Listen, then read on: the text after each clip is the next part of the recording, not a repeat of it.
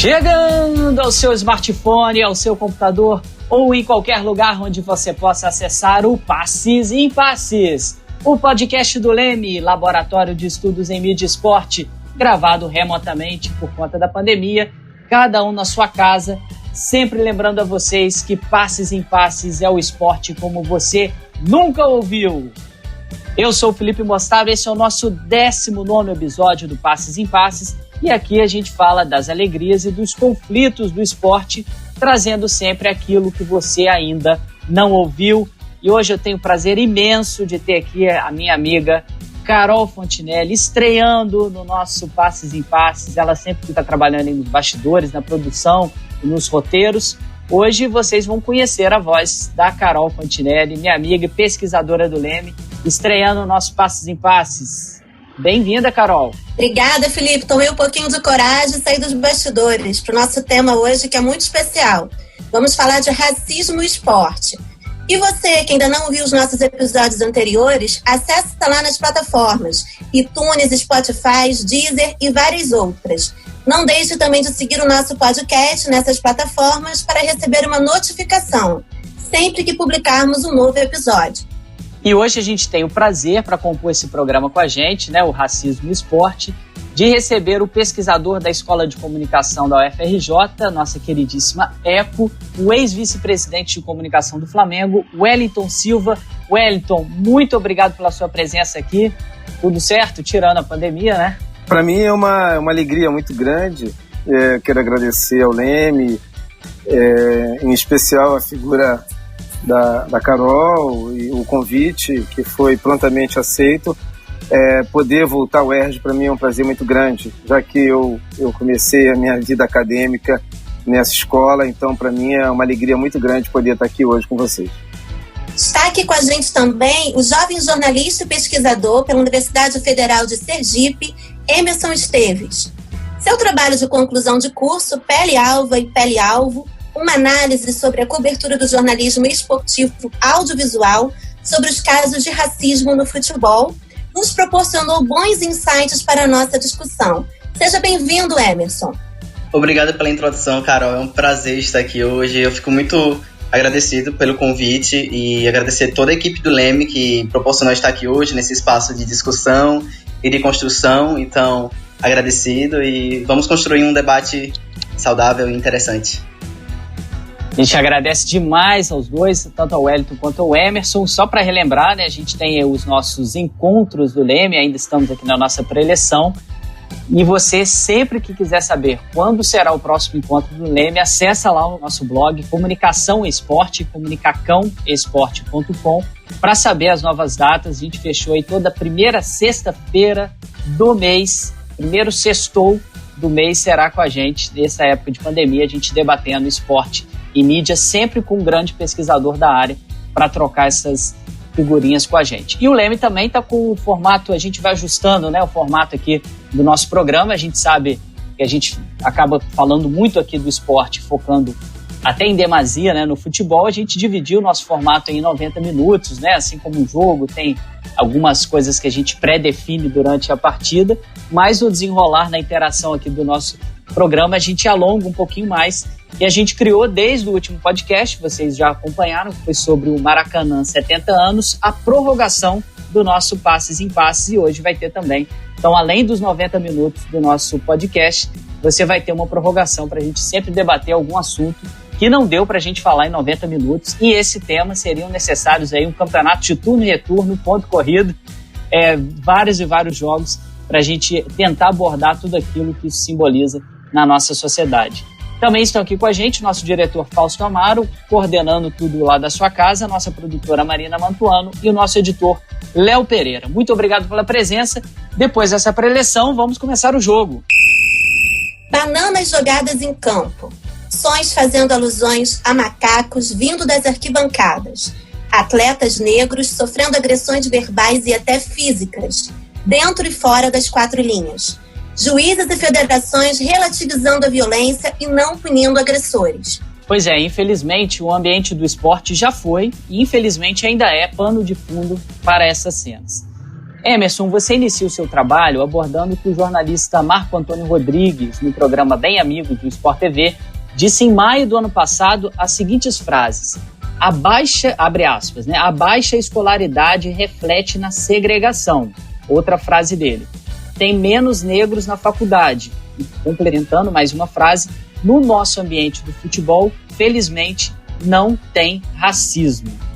E aí a pergunta, né, para a gente começar aqui o nosso programa: é muito difícil, né, nós, brancos, classe média, né, que estudamos em escola particular, a gente conseguir ter a percepção do racismo estrutural na sociedade brasileira.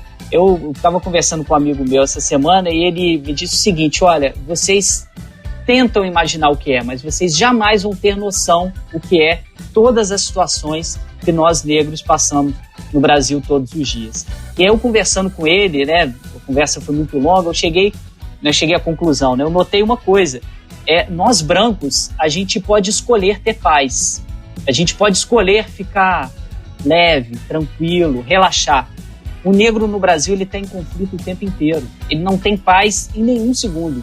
Entrando no ônibus, entrando numa loja para escolher comprar alguma coisa ou não comprar, ele está sempre, o tempo inteiro, sendo objeto de um conflito com esse racismo estrutural. Em cima disso, né, dessa conversa que eu tive com o amigo, a nossa pergunta para começar o programa, para vocês dois: é muito difícil para as pessoas perceberem esse racismo estrutural presente na sociedade brasileira, perceber que o negro é difícil ele encontrar a paz durante esse convívio social no dia a dia? Então, Felipe, o que dá para notar é que a branquitude como um todo aqui no Brasil, ela reconhece o racismo no seu caráter individual. Ela consegue reconhecer falas racistas, ela consegue reconhecer posturas racistas, ela consegue reconhecer atitudes individuais para com outros indivíduos no contexto brasileiro. Mas ainda há uma dificuldade de se entender essa estrutura racista a partir de âmbitos e esferas maiores que a individual. Me baseando bastante aqui no livro do Racismo Estrutural, do jurista e do professor Silvio Almeida, ele vai abordar justamente que esse racismo no Brasil e o racismo como um todo, ele vai se caracterizar a partir de 3 estruturas básicas: a individual, o racismo direto, ativo; o racismo institucional, que é em uma outra escala; e o estrutural, que seria a forma mais sofisticada de racismo. E, pelo menos, algo que eu tenho notado nas últimas semanas, nos últimos meses, é que para se inibir de posicionamentos racistas em ações individuais, muitas pessoas brancas se utilizam da discussão: mas o racismo é estrutural. O racismo, essa minha fala é condicionada a partir de uma estrutura. Sim, isso é realmente, as pequenas ações individuais, elas vão condicionar a solidificação de estruturas racistas, mas ainda é racismo. Esse é o ponto. Então, a sociedade brasileira ainda custa questionar esses privilégios, essas passabilidades maiores que as pessoas brancas têm: acesso à educação, acesso ao emprego formal, acesso à liberdade de existir, do que propriamente o racismo do seu caráter individual, que para eles, falando no geral, na branquitude como um todo, é mais fácil deles assimilarem. Então, essas questões, elas são transversais, o racismo por si só ele é transversal. Eu acho que uma parte que eu até destaco na minha pesquisa é que não existe mais ou menos racismo. É racismo. Os graus podem ser diferentes, a intensidade pode ser diferente, o efeito pode ser diferente, mas tudo é racismo. Então, respondendo a sua pergunta para ser mais objetivo, tem dificuldade porque reconhecer isso é necessário para reconhecer os privilégios, para reconhecer que discurso meritocrático talvez não seja o ideal para certas ocasiões, ou então reconhecer que ela se beneficia dessa estrutura racista. Então, boa parte da população brasileira, a branca no geral, a branquitude, ela reconhece atitudes racistas, mas por vez ignora as estruturas. Wellington, em cima disso, né, que o Emerson acabou de falar aqui pra gente, a gente vai se aprofundar um pouquinho mais ao longo do programa, como a mídia acaba impactando nisso. Um colega nosso aqui do Leme, o Irlan, a gente vai explicar mais à frente, fez uma questão durante a Globo News, que estava comentando o racismo, e na telinha apareciam apenas pessoas brancas falando sobre o racismo. É difícil de perceber isso, em cima do que o Emerson falou, essa estrutura, e passar para essas partes individuais, como o Emerson indicou pra gente agora, Wellington? Eu pegando aí o gancho na fala do Emerson, ele falou uma palavra que eu considero chave na questão do racismo brasileiro, é a questão do privilégio, né? A gente tem uma formação cultural do país, ela é toda calcada em cima do privilégio, seja a capitania hereditária, seja uma série de questões que, ao longo da nossa história, foram sendo pouco a pouco construídas, né? É o que indica, é um país muito relacional. Então, as relações aqui fazem diferença, então as relações geram privilégios. E onde você tem privilégio, você tem as pessoas... Ninguém quer perder privilégio, ninguém quer abrir mão de privilégio. Então, eu acho que tem uma certa... Eu diria um certo cinismo que é típico da nossa cultura, com esse não perceber, não entender, não compreendo. Lógico que você não quer ver, porque ver vai exigir atitude, né? Vai exigir postura, vai exigir mudança. A gente está falando aqui, vamos falar da UERJ, né? Uma casa onde eu estudei, onde num universo de 60 alunos, éramos 3 ou 4 negros, né? Num universo de 60 alunos. A minha turma foi a primeira turma de jornalismo da UERJ. Você tinha um curso de relações públicas, depois você passou a ter o curso de jornalismo, né? Então, de 60 você tem 4. Então, é muito privilégio, né? Então, quando você começa a discutir cota, foi a primeira instituição de ensino em que teve as cotas, é óbvio que alguém não vai perder, não, né? Alguém vai ter que ceder. Alguém, para corrigir esse erro, eu vou mexer com alguém, vou mexer com a estrutura. Então, reconhecer o racismo exige sair do lugar, sair da zona de conforto, sair do privilégio.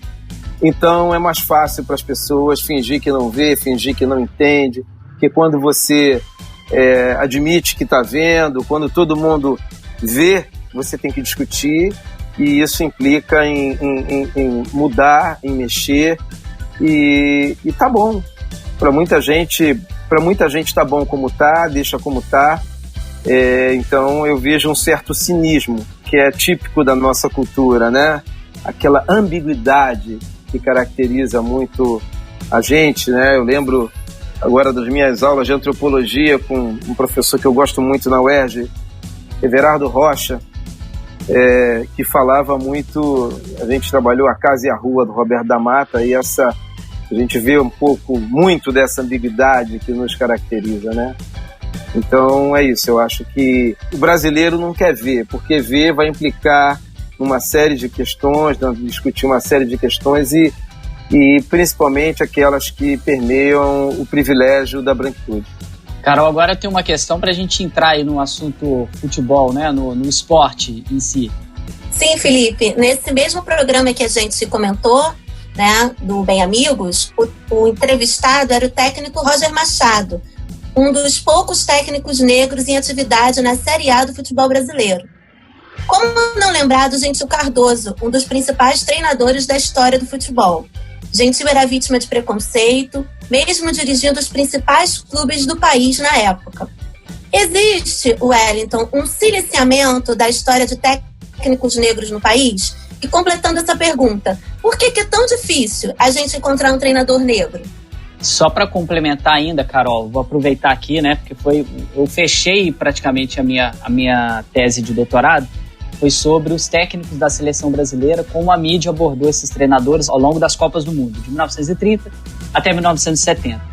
E identificando os jornais, eu percebi que nos jornais pesquisados, no Jornal Globo, no Jornal Folha de São Paulo, o técnico nessa narrativa era um representante da elite nacional. Então era uma pessoa que ia defender os interesses tanto da CBF quanto dessa elite que estivesse no poder naquele momento, nesse ritual nacional, nesse evento tão importante para a sociedade brasileira, que é a Copa do Mundo. E aí, são várias questões, né? Vou colocar essa reflexão aqui para poder passar a pergunta para o Wellington. Vamos lá, olha só. Se apenas o hábito no campo esportivo, né, a prática do treinador dentro de campo, se apenas o lado esportivo e o capital simbólico acumulado nesse campo fossem as únicas coisas, né, os únicos detalhes fundamentais para o treinador assumir o cargo de técnico da seleção, com uma compreensão, né, de quem já esteve lá dentro, quem já brilhou, que foi um craque dentro de campo, não parece estranho para a gente que com tantos jogadores negros e mestiços que possuem todos esses atributos de conhecerem o futebol, de brilharem dentro de campo, nenhum técnico negro ou mestiço tem assumido a seleção brasileira? Essa elite tutelaria algum desses jogadores a assumir por conta do seu capital esportivo, do que ele adquiriu dentro de campo, ou por conta do seu capital social, de estar totalmente atrelada a essa elite brasileira, que a grosso modo, né, significaria essa aproximação direta com essa elite. É óbvio que por mais complexa que seja essa questão, dá para a gente perceber como que esse hábitos da elite, dessa branquitude brasileira, vai ser o fator principal, excluindo os demais, quando vai se escolher o técnico da seleção brasileira. E aí a gente passa a pergunta para o Wellington, em geral, né, do como é difícil a gente encontrar um treinador negro, sendo que a gente tem tantos talentos negros dentro de campo enquanto jogadores. Felipe, eu vou responder isso para você a partir da minha percepção primeiro como cidadão, segundo como alguém que é apaixonado por futebol, alguém que cresceu ouvindo falar de futebol. Minha mãe teve 3 primos que foram jogadores do Flamengo, então isso, eu tenho filhos, né, que jogaram futebol, foram atletas federados do Flamengo, então eu durante anos da minha vida eu acompanhei formação de jogador de futebol, né? Desde o fraldinha, que é a primeira categoria no futsal, até a transição para o campo. E depois eu tive o privilégio de ser dirigente, né, do Flamengo. Então, é a partir dessa percepção aqui, correndo todo o risco de estar equivocado, que eu vou falar, né? Eu acho o seguinte, eu acho que toda e qualquer estrutura de poder no Brasil, ela está permeada pelo racismo, né? Existe um bloqueio de atuação do negro em todas as esferas de poder. E futebol, no Brasil, é um instrumento de poder assim, fenomenal, talvez dos mais poderosos. Eu tenho falado muito isso, que pouca gente se interessou pela minha experiência. Eu provavelmente, sei lá, na história do Flamengo, provavelmente que se lembre, dois negros foram dirigentes no nível que eu fui, o Milton Gonçalves e eu.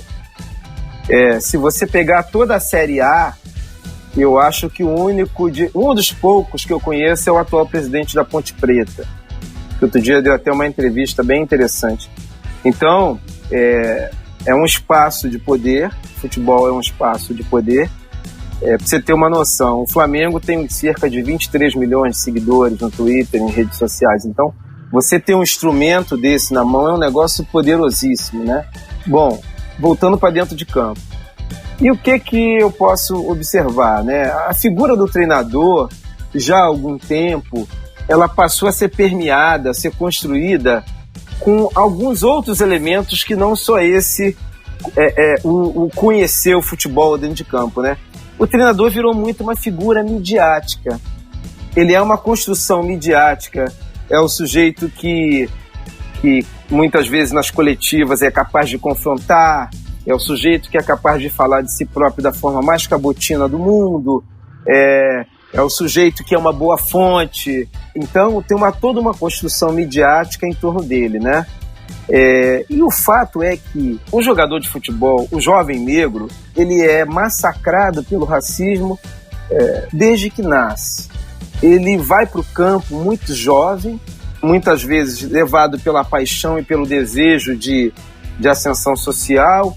Enfim, o jogador negro, ele cresce num ambiente em que ele é o tempo todo mandado pelo branco, seja o preparador físico, seja o treinador, seja o dirigente. Então, eu acho que o fato de muitas vezes ele não se reconhecer em postos de comando, isso acaba sendo um fator determinante para que ele mais adiante, ao final da carreira, ele não consiga virar um treinador. Além disso, tem um outro ponto que eu volto à questão do privilégio e da cultura relacional. Como é que se vira um treinador quando acaba a carreira? Como é que se vira um treinador? Você não chega assim, eu quero ser treinador. Não. Algum dirigente vai ter que te convidar para ser treinador da categoria de base, que é onde geralmente se começa. Ou um empresário poderoso vai ter que te colocar em um clube como um dirigente primeiro, como um supervisor. Enfim, é um processo, mais uma vez, que exige capital social. Ser treinador exige capital social. E os negros não têm capital social, né? Então, esses fatores, eles estão todos relacionados a uma mesma questão, ao racismo, à ausência de negros. Uma coisa leva a outra, sabe? Então, a minha resposta, a partir analisando esses vários fatores, é essa, é o racismo que impede. Eu já tive a oportunidade de conversar com Paulo César Caju, uma vez, um privilégio enorme. E eu fiquei pensando, por que jogadores como Paulo César Caju, Cláudio Adão, né, não viraram treinadores, não conseguiram virar treinadores? Por que o Andrade não foi adiante na carreira? E para mim, e aí agora eu vou tocar num ponto que é meio polêmico. Para mim, todo esse processo cultural nosso é um dos fatores para explicar o sucesso do Jorge Jesus. É um treinador europeu. É um português que fala desse lugar para o jogador brasileiro. Então, para mim, aí já leva necessariamente a uma escuta diferente, sabe? Então, para mim, tudo isso está relacionado. Tem uma questão cultural muito forte, uma questão cultural que eu digo permeada por esse racismo estrutural. Acho que a grande dificuldade do negro de fazer essa transição do campo para o posto de treinador passa pelo racismo, pela falta de capital social, pela falta de relações, né? Capital social, relações, e por um aspecto que eu diria até psicológico, de não ser preparado, de não se reconhecer no mando, no posto de comando, de mando. Ele passa a vida inteira, a carreira dele inteira, sendo comandado por brancos. Então eu acho que em algum momento isso acaba sendo algo internalizado, sabe? Acaba sendo algo... E mais, eu não sei, que eu nunca conversei com treinadores, mas é uma questão... Eu acredito que desses poucos treinadores negros que venceram, como o Roger, o próprio Vanderlei, não deve ser fácil para eles ser ouvido dentro do vestiário. Não deve ser fácil para eles mandar. Não deve ser.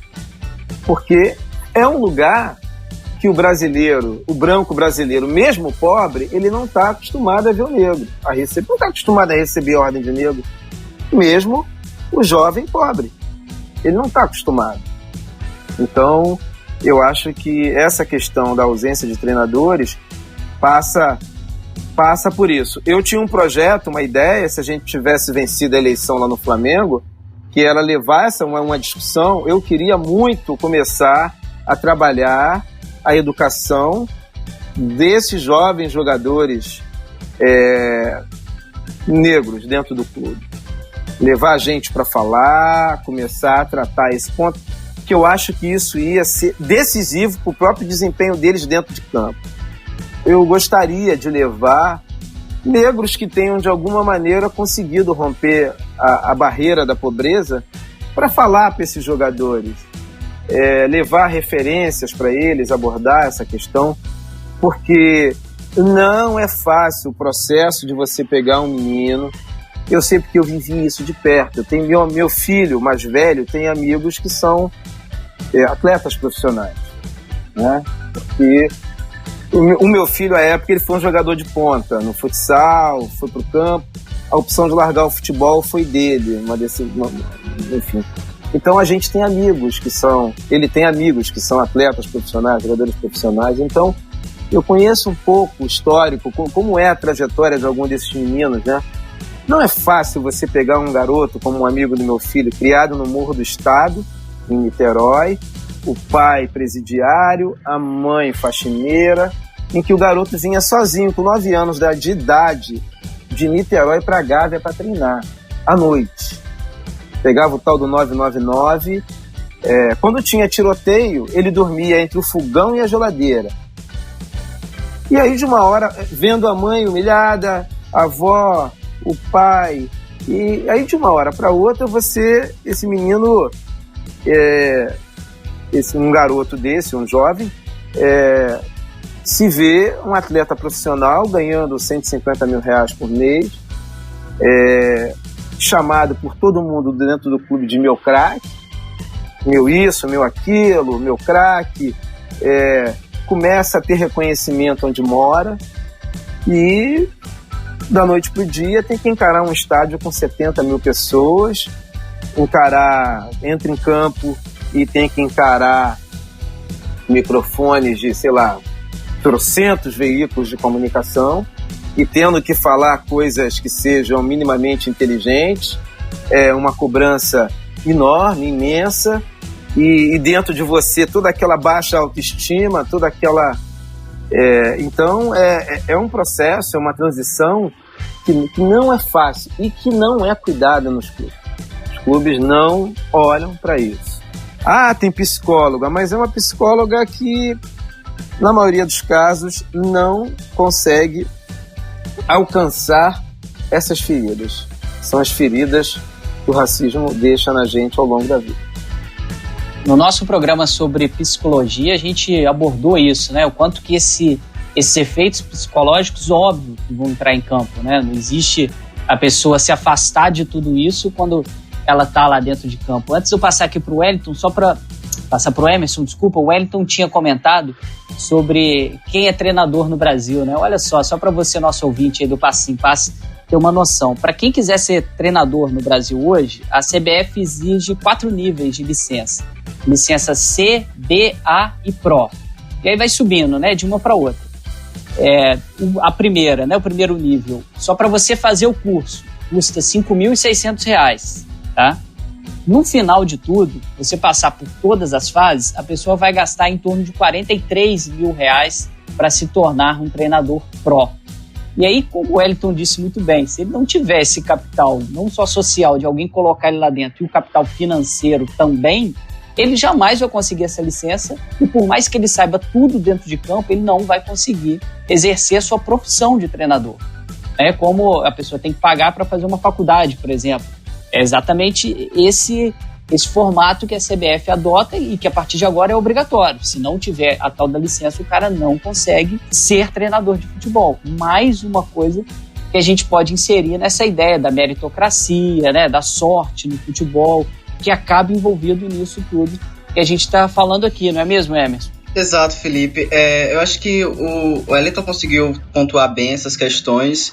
Eu vou enfocar mais em como o racismo, de alguma forma, faz com que atletas negros que assim se aposentam e pretendem ser treinadores, eles já encontram dificuldades muito maiores em por exemplo, errar. Eles vão ter pouquíssimas chances de errarem, eles vão ser cobrados no primeiro erro, a desconfiança vai ser constante. Então, se o trabalho não rende na primeira temporada, dificilmente ele continua na seguinte.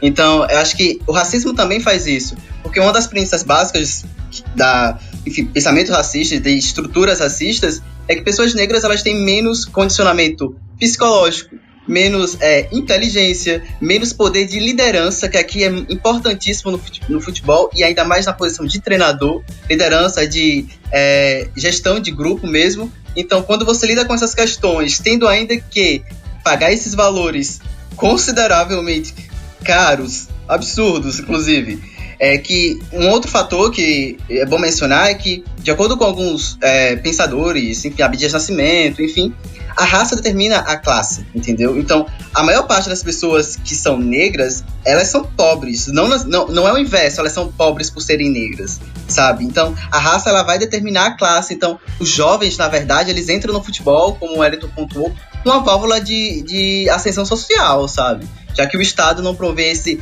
essa igualdade de oportunidades, já que esse discurso meritocrático ele é para poucos, ele é inválido para a população brasileira, negra, o futebol acaba sendo essa válvula. Só que ele se bate com esses valores exorbitantes, assim que ele se aposenta, ele se bate com esses valores exorbitantes de pagamento de licença da CBF, curso da FIFA, esses contatos que o Wellington falou, esse convívio social que também importa. Eu acho que, acima de tudo, assim que ele entra, ele já se bate com essas barreiras de desconfiança, de não ter essa chance de errar e de ser sempre cobrado ao máximo, que seria muito diferente de um treinador branco no mesmo nível, entende? Queria só tem um outro aspecto que eu acho que tem a ver com isso também, que são a questão dos agentes no futebol. Dificilmente você vai encontrar um agente, um empresário, né? Agente, o antigo empresário negro, dificilmente. Por exemplo, o Emerson falou há pouco aí, a gente tem que ter licença FIFA. Você obter uma licença FIFA é algo que exige dinheiro, exige relacionamento, exige conhecimento provavelmente de idioma. Então é uma coisa diretamente ligada à outra. E só mais um aspecto, uma palavra que o Emerson colocou, que é a questão confiança. E outro dia alguém me falava sobre isso, e aí acho que é papo até para, não sei se vocês já fizeram, mas acho que dá um programa interessante, que é a questão do goleiro negro. A questão do goleiro negro no futebol brasileiro é uma discussão assim interessante, muito interessante, que é um aspecto pouco falado do racismo brasileiro. Não, é fantástica essa questão. A gente não abordou de forma muito profunda, né? A gente passou quando a gente falou sobre os vilões, né? A trajetória dos vilões brasileiros. É óbvio, a trajetória do Barbosa é uma trajetória de vilão. O goleiro da seleção de 1950, negro, que foi em muitos jornais, no imaginário popular, ele ficou conhecido como o goleiro que fez o Brasil perder a Copa do Mundo de 1950. E aí voltou à tona várias e várias questões que sempre estiveram, né, sobre o racismo, que o Mário Filho tenta dar uma amenizada durante esse processo no seu livro O Negro no Futebol Brasileiro, como se o racismo não fosse tão forte assim. Olha, os negros estão jogando futebol, eles estão integrando a nação. E isso, quando o Brasil perde 50, imediatamente o que vai ser o culpado daquela derrota, dividindo com o Bigode, que também era mestiço, os dois culpados. E passa pelo controle emocional, como o Emerson e o Wellington falaram, né? Eles não tiveram emocional para lidar com a pressão de um jogo daquele, e os jogadores brancos daquela seleção, ninguém falou se eles emocionalmente estavam abalados ou não. É muito isso que vocês que vocês comentaram agora. Carol, tem uma questão agora sobre a mídia, não é isso? Sim, Felipe, a gente vai abordar agora aquele assunto que você comentou no início do programa. Recentemente, com as manifestações que ocorreram nos Estados Unidos, o racismo passou a ser mais discutido no Brasil, inclusive na mídia, né? O Irlan Simões, que é pesquisador do Leme, ele estava assistindo TV, um programa da Globo News, e ele tirou uma foto no qual pessoas brancas estavam discutindo racismo. A iniciativa causou uma pressão popular na própria internet, e a Globo News agradeceu ao Irlan ao vivo e fez um programa especial, dando vez, finalmente, aos jornalistas negros. Dias depois, o mesmo programa foi repetido na TV aberta, no Globo Repórter. Na opinião de vocês, podemos, com base nessa iniciativa, esperar novos rumos, não somente no jornalismo esportivo, mas também no jornalismo como um todo? Eu até já cheguei a conversar um pouquinho com o Wellington sobre isso, né, meu amigo? Você ficou bastante feliz com a iniciativa, né? Eu fiquei. Agora eu vivo de comemorar pequenas vitórias, né? Qualquer pequena vitória me interessa. Então eu fiquei muito feliz com aquela iniciativa lá da Globo News. Eu acho que foi um marco no jornalismo brasileiro, por tudo por todo o simbolismo, primeiro pela pressão vinda das redes sociais, né, fazer com que a principal rede de TV do país tomasse aquela iniciativa e ver, de certa forma, aquele debate acontecer, da forma que aconteceu, com as colocações que foram feitas, várias mulheres, né? Várias mulheres, o único homem era o Heraldo. Então eu achei tudo aquilo ali de um simbolismo muito grande. Eu quero crer que, no que se refere a esse debate, eu acho que essa discussão não vai parar, e não vai parar não por uma dádiva, não por algo que foi dado, mas por um acúmulo de força dos próprios negros, né? Eu acho que isso é uma vitória da militância, da atitude, da cobrança. Eu acho que o intercâmbio de comunicação que se tem hoje com os Estados Unidos, eu acho que isso, não tenho dúvidas que isso acaba influenciando. Qualquer menino hoje, mas muitos meninos de periferia, de favela, tem acesso, vê jovens negros como ele lá nos Estados Unidos protestando, enfim.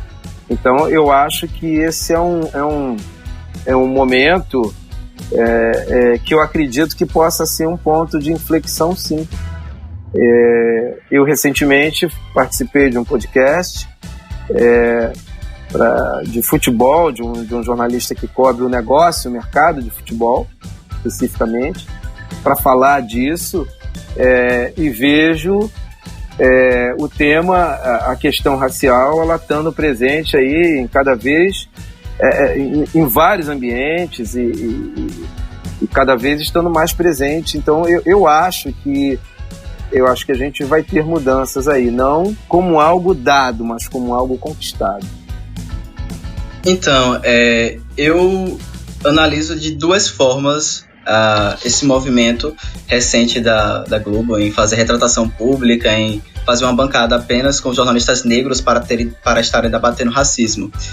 É interessante essa mudança de postura, depois de uma pressão da internet. Eu vi alguém até falando que agora o ombudsman é o Twitter.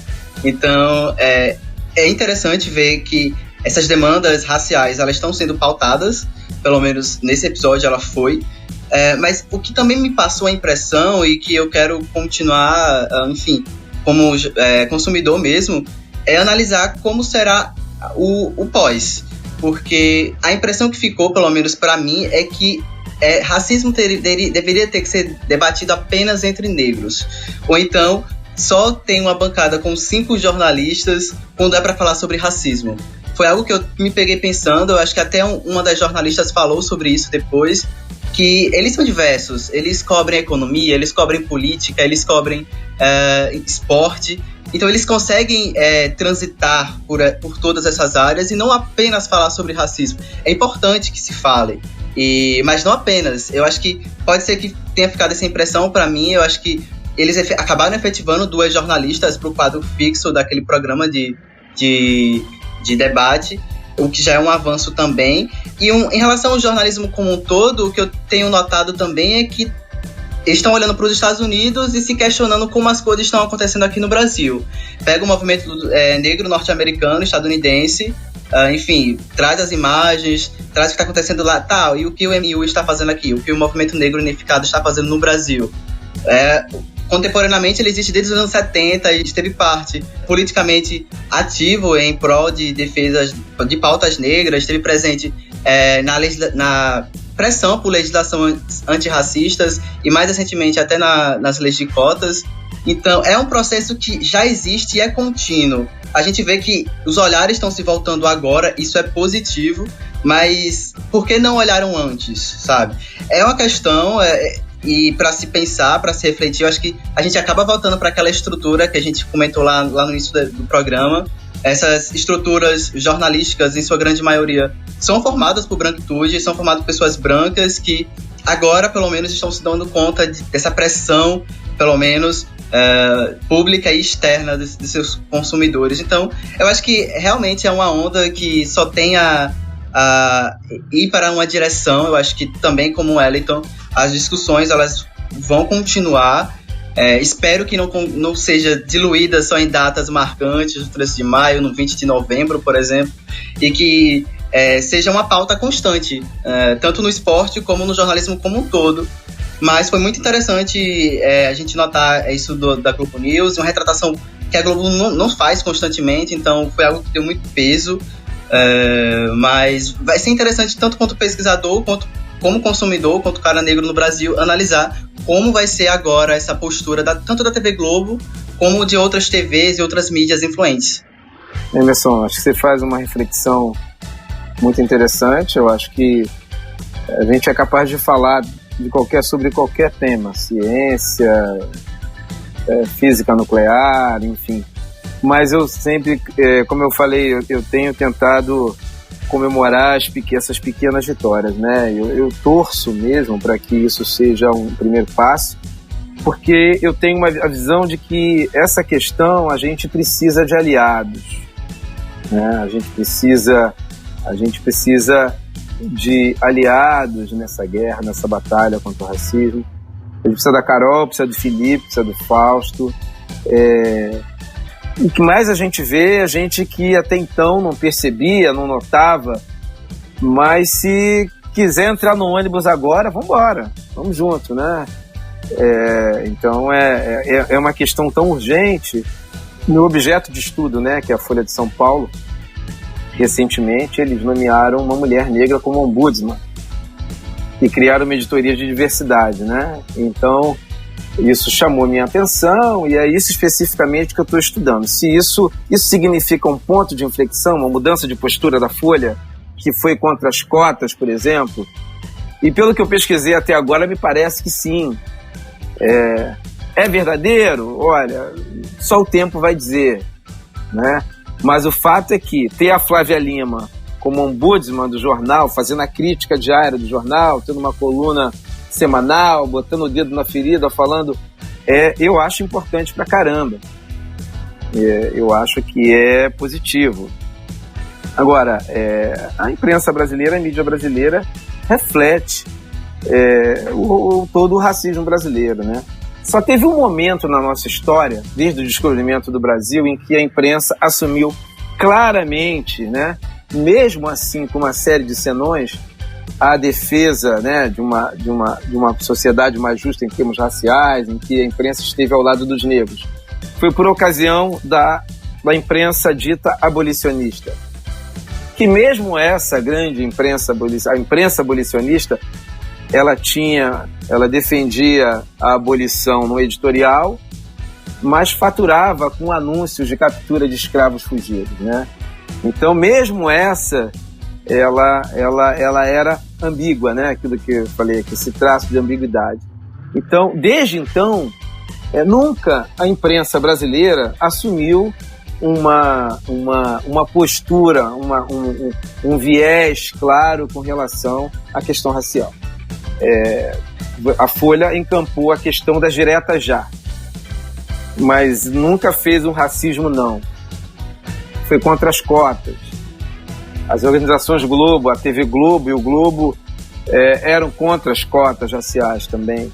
Então, você nunca viu a imprensa assumir uma posição na história do Brasil ou antidiscriminação, né? Então, a minha torcida é para que agora a gente possa estar começando a viver um momento em que a imprensa assuma esse papel cidadão que deveria, que em tese está na raiz do surgimento dela lá no século XIX, né? A fiscal do Estado, a fiscal do poder, a que fala em nome do cidadão, a que faz o poder que se contrapõe ao poder, né? Então, esse comum republicano, né, de que o Muniz fala, isso nunca foi abraçado pela imprensa brasileira. A imprensa sempre foi um lugar de privilégio, um espaço de privilégio. E aqui no nosso Passos em Passos a gente vai discutindo bastante esse tema. Eu comentei aqui nos bastidores com os nossos queridos participantes, que hoje é o nosso 19º episódio, mas para mim é o mais importante programa, o mais importante podcast que a gente já gravou, porque é uma questão fundamental. A gente vai abordar ainda mais casos, né, sobre o esporte, sobre o futebol. Nossa prorrogação, já anunciando aí você que ficou doido para saber qual vai ser o tema, vamos falar sobre o negro no futebol brasileiro. O Emerson vai continuar com a gente, o Wellington também, a Carol também, e teremos a brilhante presença do nosso querido amigo e coordenador do Leme, Ronaldo Elal, para falar da importância desse livro, não só para a pesquisa do esporte brasileiro, para a pesquisa sobre futebol no Brasil, mas também sobre a questão racial. Livro de 1947, que já abordava essa questão. Continuando aqui o nosso jogo, os nossos 90 minutos, quase 5 milhões de negros foram traficados para o Brasil. O documentário Guerras.doc, que é um dos documentários que a gente vai indicar aqui no Ondas do Leme, revela que de 1550 a 1850, de cada 100 pessoas que entravam no Brasil, 85 eram negras. Nunca nenhum país recebeu tantas pessoas escravizadas. Boa parte delas foi de mulheres, e elas chegaram ao país para trabalhar nas lavouras e realizar serviços domésticos que as mulheres brancas não faziam. Além disso, eram escravas sexuais de seus, entre aspas, donos, e hoje vemos as mulheres negras ainda sofrendo muito preconceito e tendo que lidar com portas fechadas, inclusive no ambiente esportivo. Para não ficarmos aqui falando somente de futebol, temos alguns exemplos do atletismo no qual mulheres romperam barreiras. Temos a Aida dos Santos, sem apoio, treinador e sem tênis, conquistou o 4º lugar em salto à altura nos Jogos Olímpicos de Tóquio em 1964. Mais recentemente, tivemos a Rosângela Santos, que em 2008 ganhou medalha de bronze no revezamento 4x100 em Pequim. Hoje ela estava treinando para as Olimpíadas de Tóquio e faz corridas como motorista de aplicativo. E já teve várias lesões por ficar muito tempo dirigindo, que isso é óbvio que atrapalha a questão do seu treinamento. Wellington e Emerson, aí da pesquisa de vocês, pela percepção de vocês, qual o lugar dessa mulher negra dentro do tratamento que ela recebe no esporte brasileiro? Vou falar a partir da minha vivência, né, do olhar que tenho, até por conta da minha pesquisa, né, em que eu falo muito da questão da reconstrução do vínculo, né, que os africanos tiveram que fazer aqui no território brasileiro, né, a recomposição dos vínculos que foram rompidos a partir dessa imigração forçada, né? Então, as mulheres desempenharam um papel fundamental nessa recomposição, né? Elas foram fundamentais na questão da tradição, do passar, a tradição do transmitir oralmente, né, o conhecimento, as tradições, de recompor esses elos, e sempre desempenharam um papel fundamental na resistência escrava, seja na obtenção de informações, que é um aspecto que eu estou estudando muito, né? Como muitas trabalhavam na Casa Grande, elas tinham acesso, ouviam conversas, então tinham informações, levavam para a senzala, enfim, elas eram elos importantíssimos nessa rede de comunicação, né? Então, um histórico, né, da mulher negra. É claro, eu sou um homem negro, né? Não sou uma mulher, né? Mas eu vou falar pela mulher negra com quem eu convivi, né? Fui criado, uma mulher que nasceu em 1935, no caso minha mãe, né? É um histórico, né? Uma tradição, é um histórico de muita dificuldade, de muita exclusão, de muita violência. São poucas as mulheres negras que não tiveram que criar filhos sozinhas, que não perderam companheiros, que não tiveram filhos assassinados. Então, eu acho que a mulher negra atleta, ela carrega consigo toda essa herança, tem um legado muito positivo, né, de muita resistência, mas tem um legado também de muito sofrimento, de muita dor, de muita dificuldade, né? Então, eu acredito que no esporte também isso seja algo muito presente, né? Algo muito presente. E a gente começa a ver, por exemplo, você deu os exemplos citados aqui foram atletas do atletismo, né? Por pura intuição, pura observância, a gente vê que em determinados esportes, aquele que geralmente não exigem ser sócio de um clube, não exigem... os negros costumam ir bem, né? Costumam estar presentes. Então a gente tem, no atletismo, foram os exemplos citados aí, a gente tem a presença, sempre teve uma presença mais representativa de mulheres negras do que em esportes como vôlei, por exemplo, basquete, né? Então eu acredito que a atleta mulher e negra, ela deva ter uma série de barreiras visíveis e invisíveis na sua atividade esportiva. Eu acho que também é importante analisar o racismo transversal e interseccionado, né? Tanto o racismo com o machismo combinado.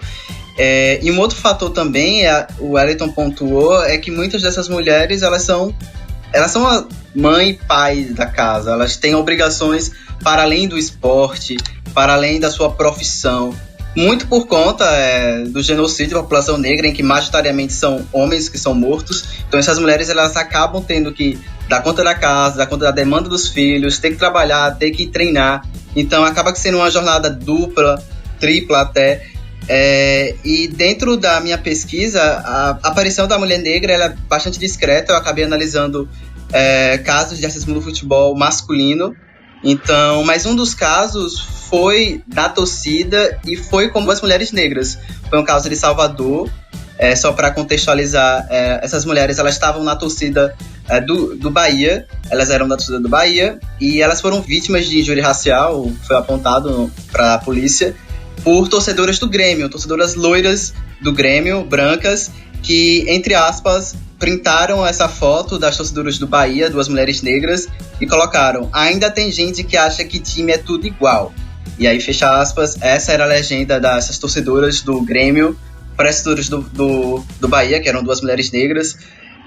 Isso também já dá uma visão, já que a gente já bateu e martelou aqui alguns momentos de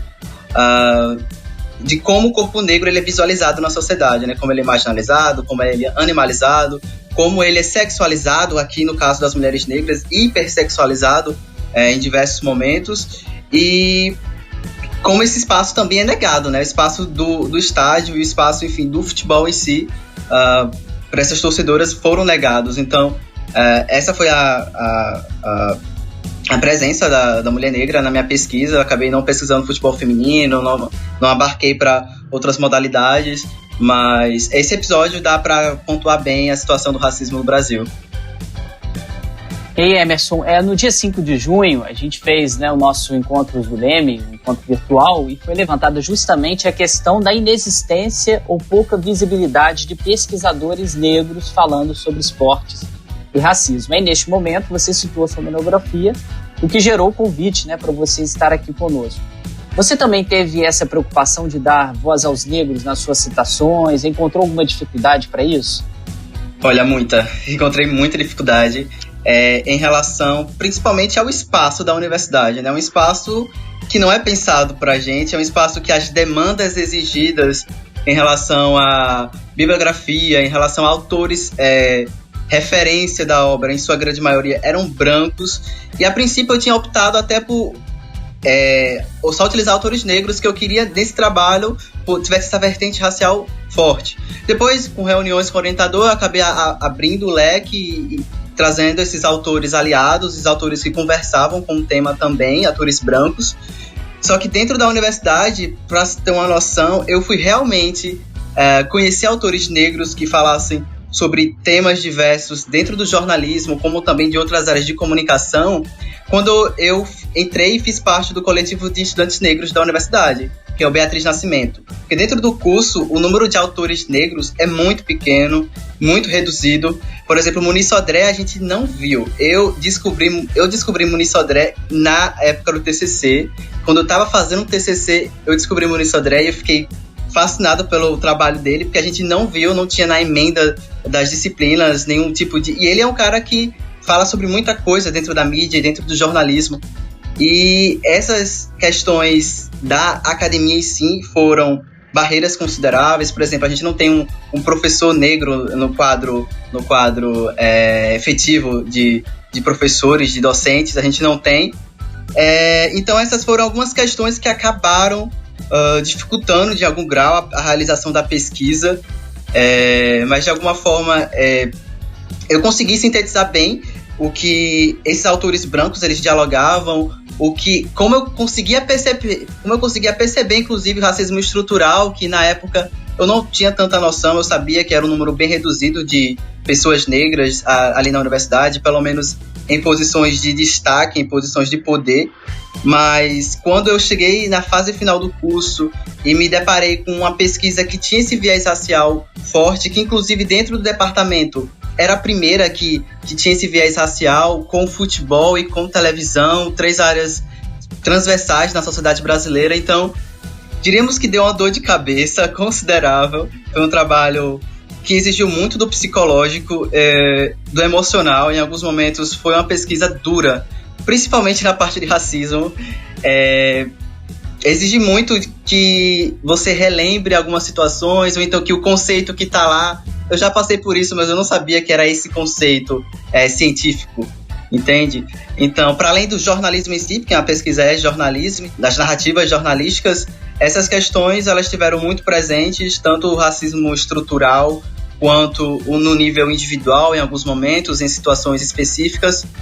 Mas eu acho que ela acabou contribuindo dessa forma, entendeu? Ela não é pioneira em nada, ela é uma pesquisa que consegue introduzir uma sementezinha, pelo menos lá no meu departamento, né, para que outras pessoas elas possam já ter uma bibliografia, já ter alguma autorreferência para utilizar. Então, eu acho que foi por aí. Você citou aí o nosso queridíssimo Muniz, né, parceiro nosso, né, você utilizou ele no seu TCC, foi orientador do nosso Wellington, que está aqui participando com a gente do programa. A gente manda um abraço para ele, recuperando-se aí da Covid, mandamos muitas energias positivas, tudo certo. Em breve ele vai estar aí iluminando a gente com a sua sabedoria, dando suas palestras, suas aulas, que cada palestra com ele, cada aula com ele é um aprendizado assim, que não dá pra gente ter a dimensão do que é ter uma aula com o Muniz Sodré. Wellington, voltando aí com o assunto da visibilidade, você foi vice-presidente de comunicação do Flamengo. Você sentiu em algum momento esse preconceito convivendo neste ambiente? A gente já falou lá no iniciozinho do programa como esse ambiente dos clubes, dos dirigentes, ele é muito carregado e é composto por esses membros da elite nacional. Fala um pouquinho pra gente sobre a sua presença nesse ambiente dos dirigentes do esporte. Vou falar da minha experiência, né, bem particularizada, né? Eu tive o privilégio, né, de fazer parte lá da gestão do presidente Bandeira, então eu posso te dizer que fui muito bem recebido. Fui bem recebido lá pelos outros vice-presidentes, uma diretoria com profissionais todos muito bem sucedidos em seus campos de atuação. É claro, eu com o meu olhar, eu percebo no futebol, e principalmente nessa relação com os jogadores, né, esse racismo estrutural que tem no futebol, que existe no futebol, você percebe. Eu vivi um episódio lá, a gente viveu um episódio da torcida do Botafogo xingando o Vinícius Júnior de macaco, um jogo lá no Engenhão, uma torcedora, enfim, foi até identificada, enfim. A minha experiência, pessoalmente falando ali, foi muito boa. A relação foi boa, foi respeitosa. Eu tive uma relação de respeito. Fui ouvido, por exemplo, no dia 20 de novembro de 2018, o Flamengo, por iniciativa da minha vice-presidência, a gente copiou, né, uma iniciativa do Bahia, isso a gente inclusive deu crédito, e os jogadores jogaram com camisas com o nome de ex-jogadores, ex-atletas do clube negros. A gente fez uma lista de cerca de 25 ex-jogadores negros do Flamengo, e os jogadores entraram em campo contra o Cruzeiro logo no dia, 2 ou 3 dias depois do 20 de novembro, o jogo foi num domingo. Então, por conta do Dia da Consciência Negra, o time do Flamengo entrou em campo com os jogadores, homenageando ex-jogadores negros, e isso a gente tuitou, o Clube Flamengo assumiu isso, né? Foi uma iniciativa que o clube, que eu tenha conhecimento que o clube nunca tinha feito. O clube nunca tinha, que eu saiba, marcado uma posição de forma tão nítida no 20 de novembro, né? Então é por isso que eu sou muito defensor das pequenas conquistas, de ocupar os espaços, né? Às vezes uma pessoa, você tá ali, você pode fazer uma pequena diferença, nem que seja chamando a consciência das pessoas. Eu lembro de uma outra discussão que a gente teve lá na vice-presidência, na diretoria como um todo, no colegiado. O Flamengo ia fazer um recrutamento de estagiários, contratou uma consultoria que ia fazer um trabalho lá, enfim. E eles ia ter um programa de estágio. E aí essa consultoria foi lá apresentar esse programa de estágio, né? Sim, tal. E aí eu falei, mas como é que vai ser esse recrutamento? Não, nós vamos pegar as universidades de excelência. O ERJ, PUC, o FRJ, a UFA. Eu falei, peraí, a gente tem que ter diversidade. Aí, não, mas nós vamos ter, Não, mas aí, pegando somente aluno nesses locais, a chance de você ter diversidade, ela se reduz bastante. Porque provavelmente o menino que mora lá em Paciência, que mora no Ponto Chique, ele não estuda nessas universidades, entendeu? E esse garoto provavelmente tem competências também que são importantes para uma organização como o Flamengo. Ainda falei isso, olha só, a chance desse garoto conhecer o cliente do Flamengo, que é o torcedor, vamos pegar o linguajar, procurei falar no linguajar da turma lá da gestão, da administração. Falei, olha, a chance desse menino conhecer o cliente do Flamengo, que é o torcedor, é muito maior do que o menino aqui da Gávea que estuda na PUC. Então, até na lógica empresarial, isso... O que acontece, Felipe? Eu, além de ser jornalista, eu muito cedo percebi que para fazer o que eu queria profissionalmente, eu ia ter que estudar, adquirir outros conhecimentos, né? Então, há algum tempo, né, eu estudei gestão, eu estudei marketing no FRJ, no COPEAD, enfim, estudei governança do IBMEC, eu já fui conselheiro de empresas, entendeu? Fui conselheiro de 5 empresas, fui diretor de uma grande empresa de capital aberto na área de telefonia, fui diretor de um instituto de responsabilidade socioambiental de uma grande empresa aqui no Rio, que é a Oi, fui diretor do Oi Futuro. Então, lá no Flamengo, eu acho que por conta de todo esse background que eu trago também, o pessoal parava para me ouvir. Eu fui secretário de comunicação do Supremo Tribunal Federal, então eu conheço Brasília também, conheço as relações de poder, conheço as instituições de poder, sei como funciona, sei quais são as lógicas, enfim. Então, eu acho que esse somatório fazia com que eu fosse ouvido, né? Fez com que eu fosse ouvido dentro do clube, assim, nesse sentido. Então, outra iniciativa nossa lá, a Marielle era rubro-negra, né? Então a gente fez uma homenagem para a família no Maracanã. A gente, no dia 20 de novembro, a gente tomou essa iniciativa de um simbolismo muito grande, você botar os jogadores do Flamengo, né? A camisa do Flamengo a serviço desse simbólico, né? Porque o 20 de novembro carrega todo um simbolismo, eu considero isso muito importante. Então, a minha experiência eu fui bem recebido, fui ouvido. Agora, isso longe de querer dizer que não existe racismo no futebol brasileiro, na estrutura do futebol, tanto que eu era o único vice-presidente ali, né? Até porque ser dirigente, você tem um conjunto de barreiras. A primeira delas é uma barreira de natureza financeira. No caso específico do Flamengo, para você ser dirigente, você tem que ser sócio proprietário, você tem que ter um título. Um título hoje está aí, vamos lá, em cerca de R$10 mil. Então começa que você tem que ter um título do clube. Então isso já é uma barreira muito grande. Segundo, você tem que ter capital social. Porque não é assim, você não chega, eu quero ser vice-presidente do Flamengo. Não é assim. Você tem que ter relações, você tem que ter capital social. Então, não são poucas as barreiras. Você comprou o título, mas como é que você se insere na política do clube? Como é que você vira, como é que você chega a virar presidente? A política dentro de um clube de futebol, ela é muito similar à grande política. Você tem grupos políticos, você tem as disputas eleitorais, você tem... jogo de cachorro, briga de cachorro grande, não é um jogo... É um jogo que não é para amador, não. É um jogo... Então, você conseguir, primeiro, você se associar, depois você ter capital social para se integrar, para estar ali. Então, tudo isso são barreiras não ditas, né, mas existentes com relação à presença de negros nos postos de comando do futebol. A gente vai falar um pouquinho agora do basquete, da repercussão, né, das manifestações que aconteceram.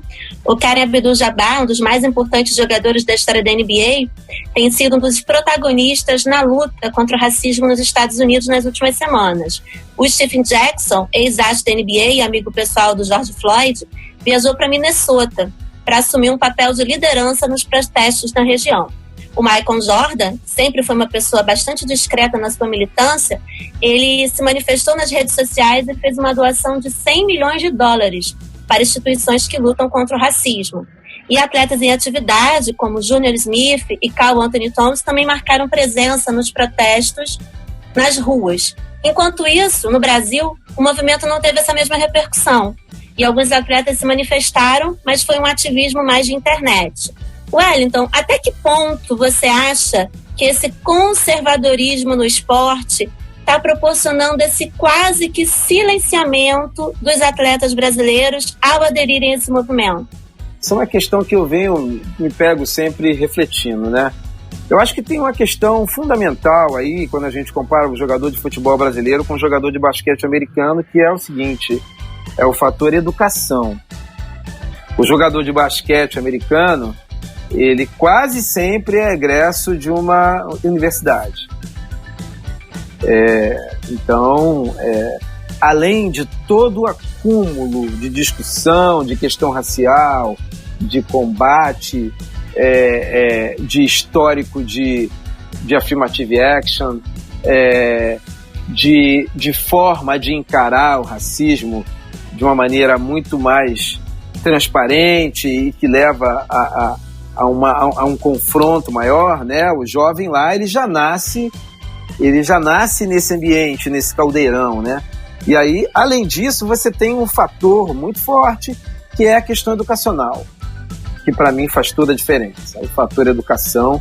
O jogador brasileiro, ele quase 90% dele, 95% dele, se tiver o ensino elementar, né? Eu não sei como é que fala mais, eu sou do tempo do primário e do ginásio. Então, se ele tem o primeiro grau completo, já é algo... porque toda a estrutura do futebol é feita para ele não estudar. Uma vez eu perguntei para uma pessoa, ela não soube me responder. Por que jogador de futebol não pode treinar de 4 da tarde às 10 da noite e poder estudar durante o dia? Por que o menino com 13, 12 anos... E sabe o que acontece com um garoto de 12 anos? O futebol é assim, ó, deixa eu dar um relato para vocês, porque eu vivi isso.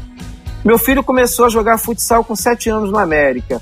Do América, ele foi fazer peneira no Flamengo, virou atleta de futsal federado no Flamengo. Com 9 anos, estava no Flamengo. Com 10 anos, ele começou a fazer a transição para o campo, a treinar uma vez por semana lá no Ninho. Com 12 anos, você começa... É o momento que você é federado no campo. A primeira categoria é o de mirim, que é o sub-13. Você é federado, você começa a ter que treinar todo dia, lá no Ninho do Urubu. Aí o treino é assim, 2 da tarde, 1 da tarde, meio-dia. Então, assim, você tem uma dificuldade. O atleta, isso com 15 anos, o garoto começa a fazer viagem internacional. Então, tem uns colégios, me engana, que eu gosto. Tem uns clubes, tem um grande clube aqui do Rio, que lá dentro tem um colégio e tal. E aí tinha uma prática que era a seguinte: o clube fazia um convênio tinha um colégio lá aqui na Zona Norte do Rio, não vou...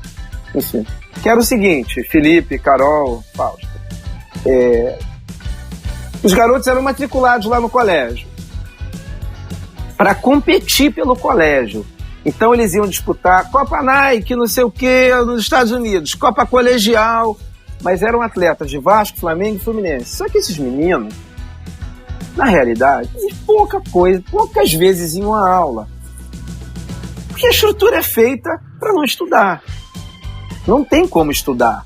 Hoje tem treino de manhã. Copinha no Espírito Santo. O garoto de 13, 14 anos vai ficar uma semana.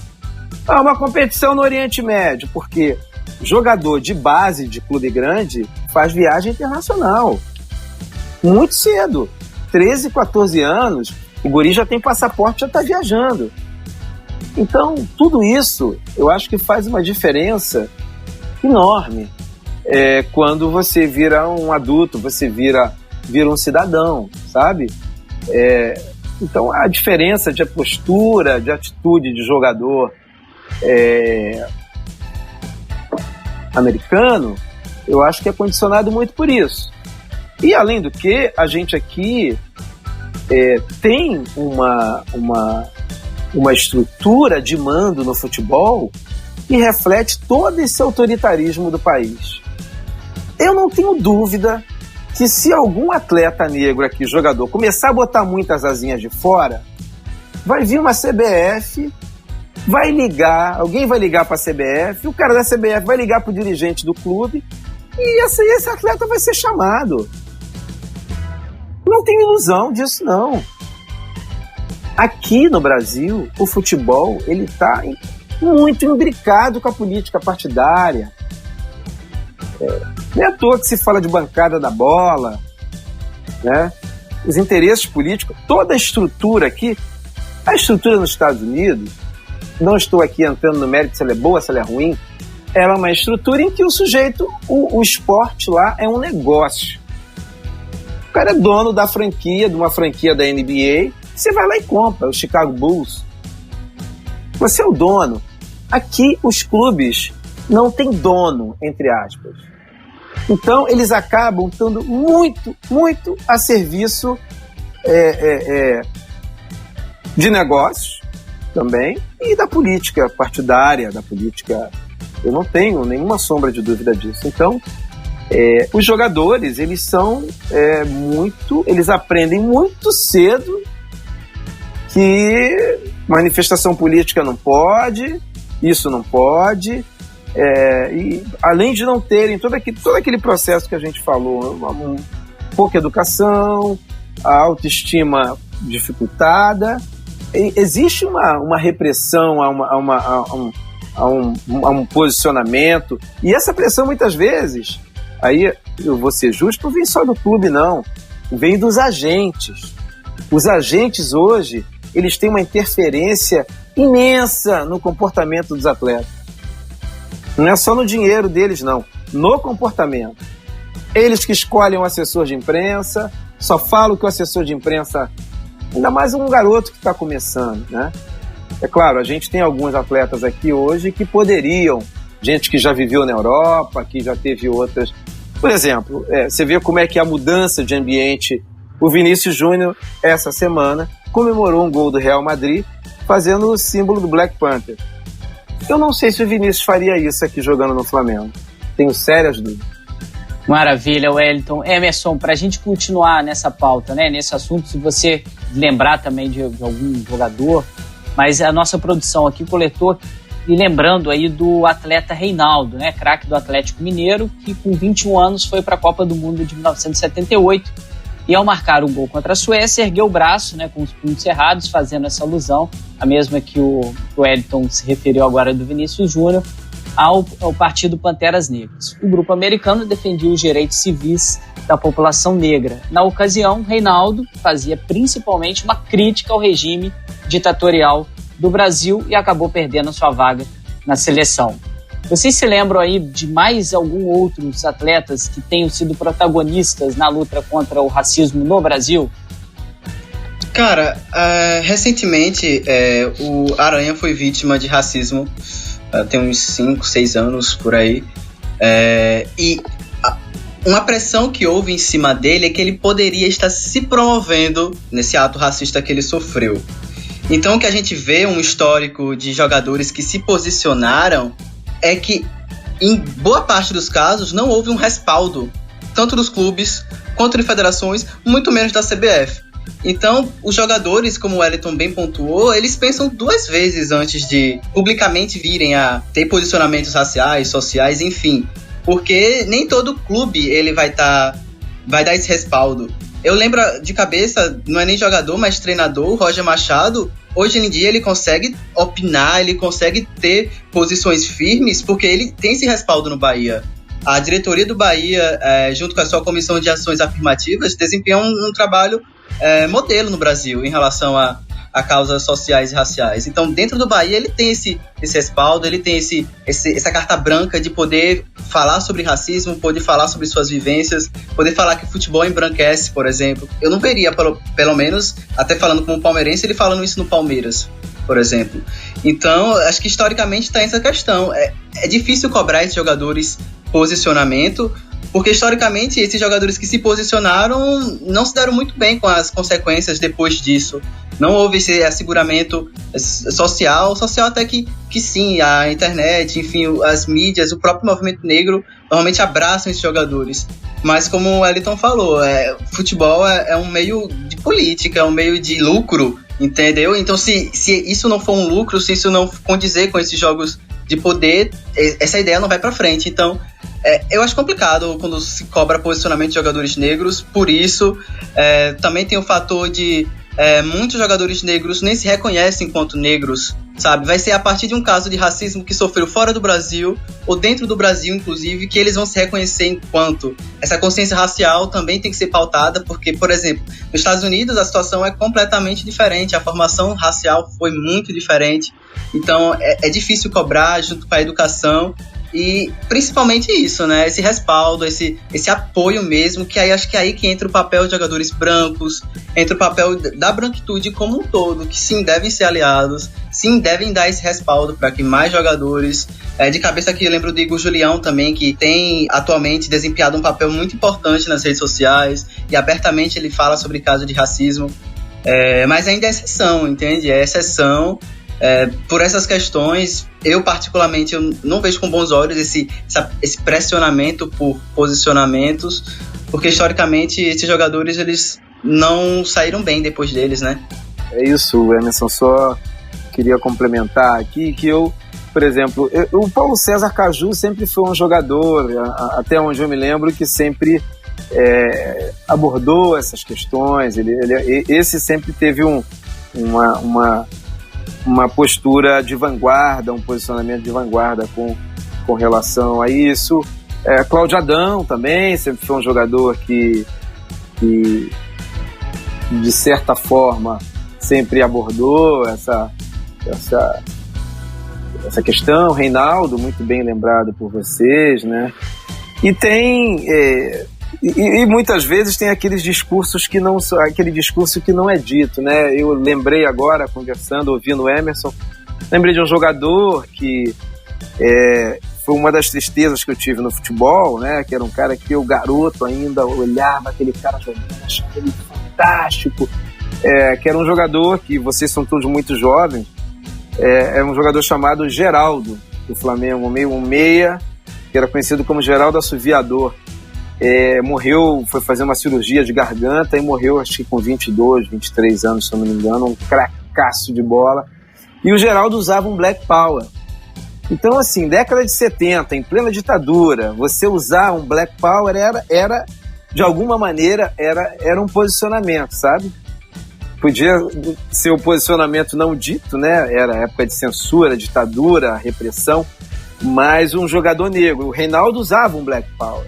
Você usar um Black Power naquela época era algo que dizia, né? Então, lembrei aqui, tentando fazer justiça aqui ao Geraldo Assoviador, meu ídolo até hoje, que usava um Black Power, né?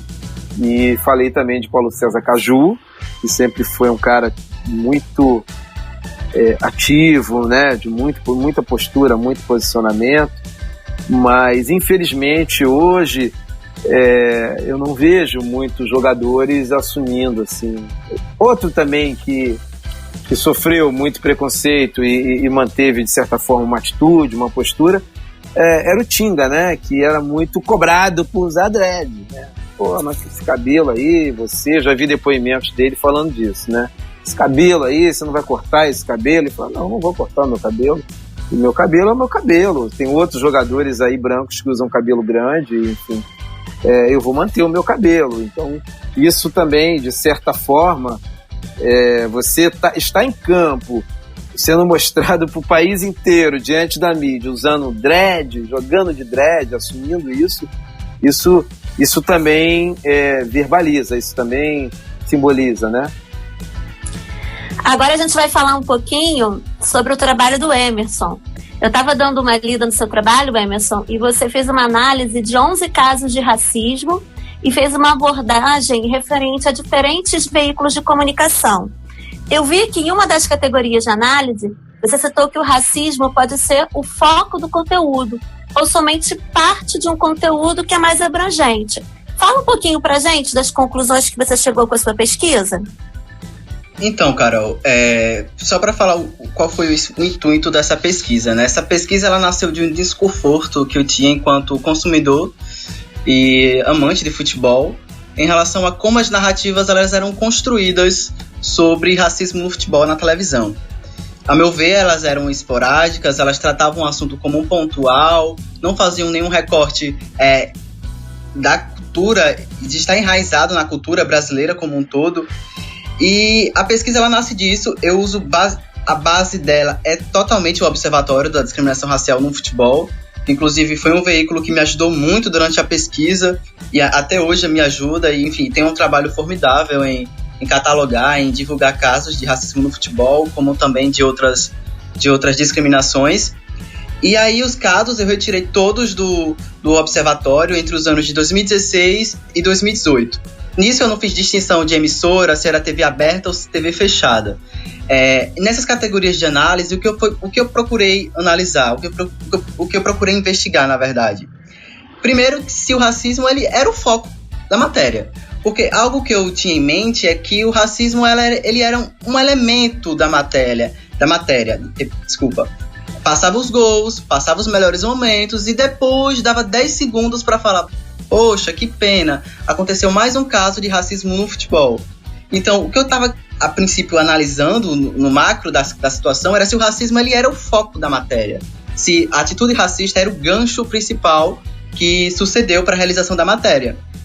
Disso eu percebi que sim, o racismo em si ele era o foco dessas matérias. Só que aí, outras categorias de análise acabaram me apontando para uma narrativa contraditória.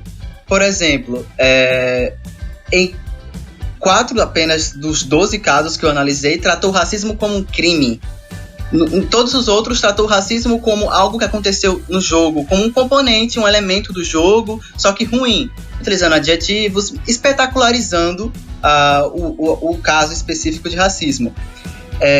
E desses 4 casos, 3 que falaram abertamente que racismo é crime, consta na legislação brasileira, ficou a cargo do comentarista falar, ou seja, não foi uma informação objetiva, não foi o jornalista que trouxe.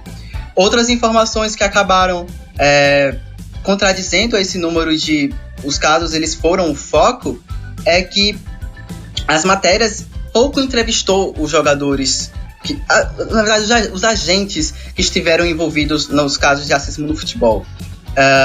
Menos da metade acabaram entrevistando e apenas um caso entrevistou um jurista.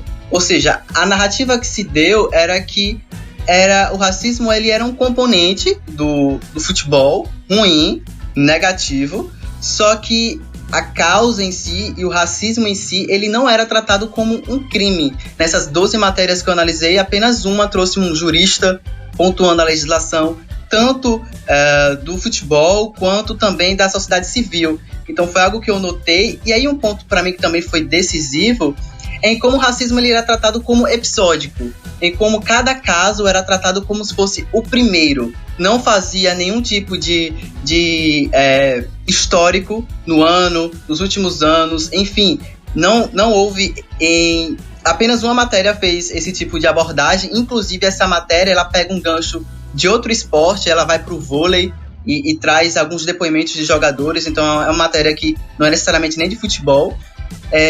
Mas isso para mim foi um indicativo de como ainda o racismo, nesse recorte que eu analisei, né, ele era tratado como algo pontual, como algo novo a cada caso, não algo enraizado na sociedade brasileira, não algo transversal, na verdade.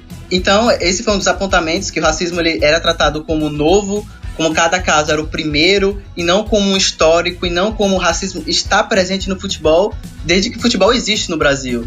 Então, esses foram alguns apontamentos que eu trouxe.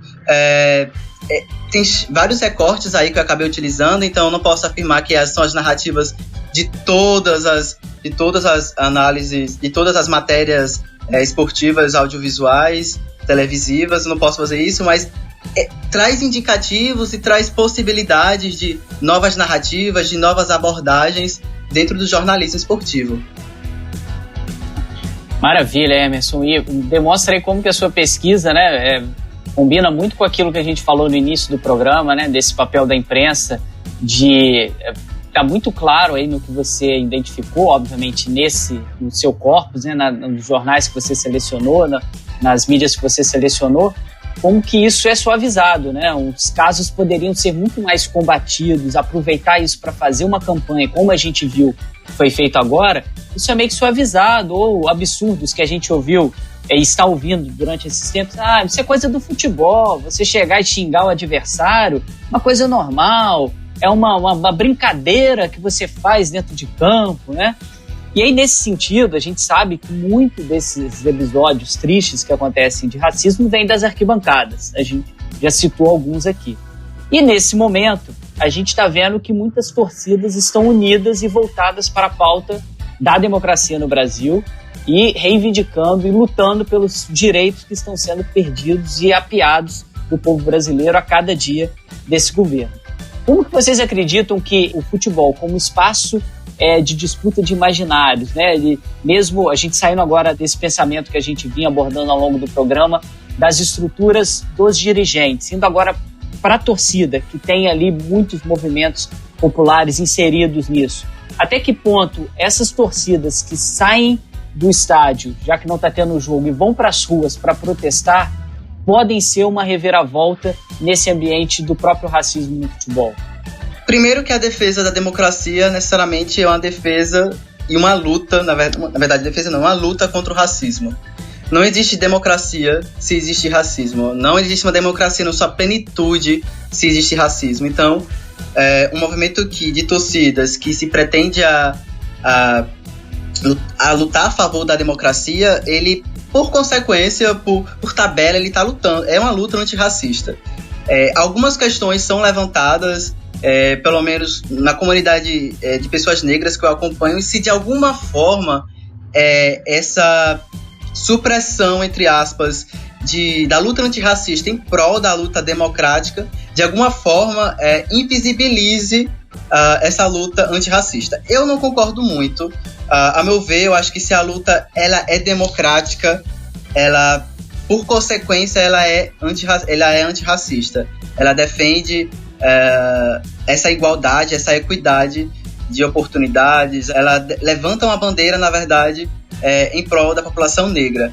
Então, ao meu ver, é um passo interessante. Torcida do Palmeiras com torcida do Corinthians protestando juntas. Foi algo que eu confesso que eu nunca vi. Foi algo que, inclusive, eu me espantei na hora que eu vi. Eu pensei que ia poder dar briga e tudo mais. Aquele histórico que a gente tem torcidas juntas, assim, nas ruas. Mas muito pelo contrário, foi um protesto que causou impacto, inclusive reverberou em diversas outras mídias. Então, eu acho que a defesa da democracia, ela passa por essa bandeira e por essa luta antirracista, sim.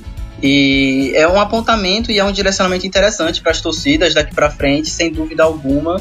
É algo que a gente vai ter que analisar com mais calma também. Acho que a gente está muito próximo do evento que está acontecendo, então o nosso olhar talvez seja, sujo com a situação, mas, ao meu ver, já é um indicativo de mudança muito boa, muito positiva. Eu acho que já foi um elemento novo na paisagem, né? As ruas pareciam estar monopolizadas e aí surge um elemento novo na paisagem. Eu achei, assim, bem positivo, né?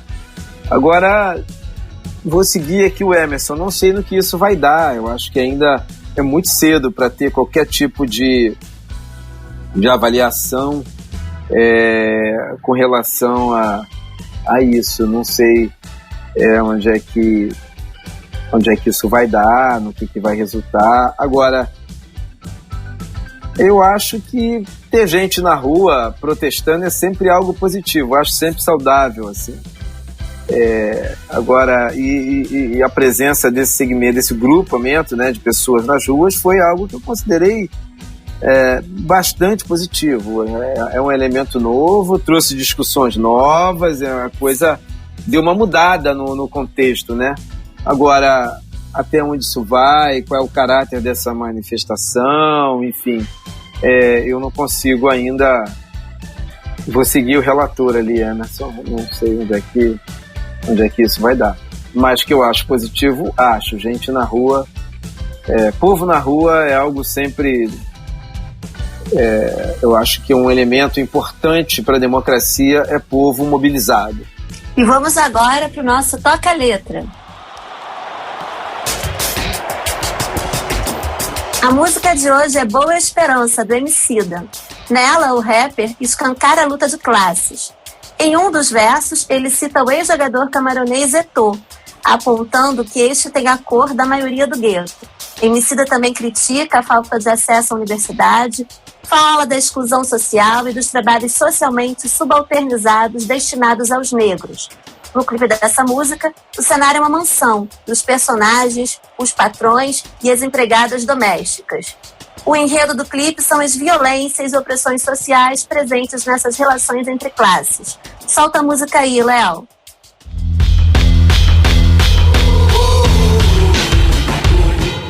Na sua guerra vão nem se lixar. Esse é o X da questão. Já viu eles chorar pela cor do chá? E os camburão que são guerreiros a rei pra picar. Favela e desce salajão. Bomba relógio prestes a estourar. Aí, o tempero do mar foi lágrima de preto.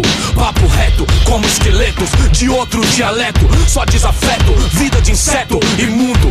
Indenização, fama de vagabundo. Nação sem teto, Angola, Queto, Congo, Soweto, a cor de Eto. Maioria nos guetos. Monstro sequestro, capta, tez, rápida. Violência se adapta, um dia ela volta pro 6. Tipo campo de concentração, prantos em vão. Quis vida digna, estigma, indignação. O trabalho liberta, ou não? Que essa frase quase que os nazis varrem judeu. Extinção, depressão no convés. Há quanto tempo nós se fode, tem que rir depois. Pique Jackass, mistério tipo Lago Ness. Sério, és tema da faculdade em que não pode pôr os pés. Por mais que você corra, irmão, pra sua guerra vão nem se lixar. Esse é o X da questão. Já viu eles chorar pela cor do orixá? Emerson, lá no dia 5 de junho estamos fazendo uma edição do Encontros Leme e você comentou sobre visibilidade de pesquisadores negros. E eu sei que você já falou um pouquinho sobre isso, né, no episódio hoje, mas eu queria retomar só mais um ponto. Você acha que a faculdade hoje ainda é um local que não há espaço para os negros, como o Emicida citou, ou já tivemos algumas modificações consideráveis? Boa pergunta, né? Porque eu entro na universidade em 2016 através da lei de cotas. Sem ela, eu não teria entrado na universidade. Outras gerações antes de mim, elas não tiveram esse direito assegurado na universidade. Inclusive, na minha universidade, a Universidade Federal de Sergipe, desde 2009, 2010, ela implementou essa legislação de cotas. E antes, percebia-se muito menos negros na universidade. Isso é incontestável. Eram minorias e eram normalmente em cursos em que eram, enfim, mais inferiorizados em relação a cursos de ciências duras e tudo mais. Hoje, pelo menos, minha percepção é que eu estou deixando a universidade, né? É que sim, existem muito mais estudantes negros na universidade.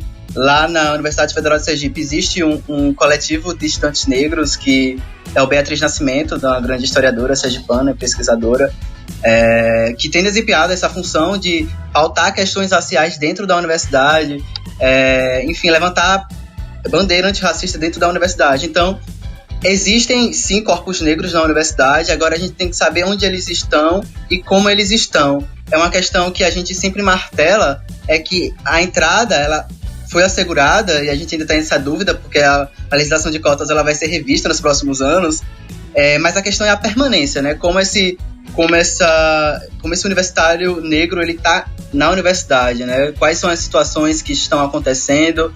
Levantamentos apontam, pelo menos lá na universidade, que a evasão é maior entre estudantes negros, então tem essa questão de sustentabilidade, de condição mental, emocional. A universidade, como eu falei na minha fala anterior, ela não foi projetada pra gente, ela não tem nossas questões, nossas nuances assim, de vivência, então é muita dor de cabeça, isso eu reconheço muito, mas ao mesmo tempo tem sido um espaço de construção, né, de mudança de vivências.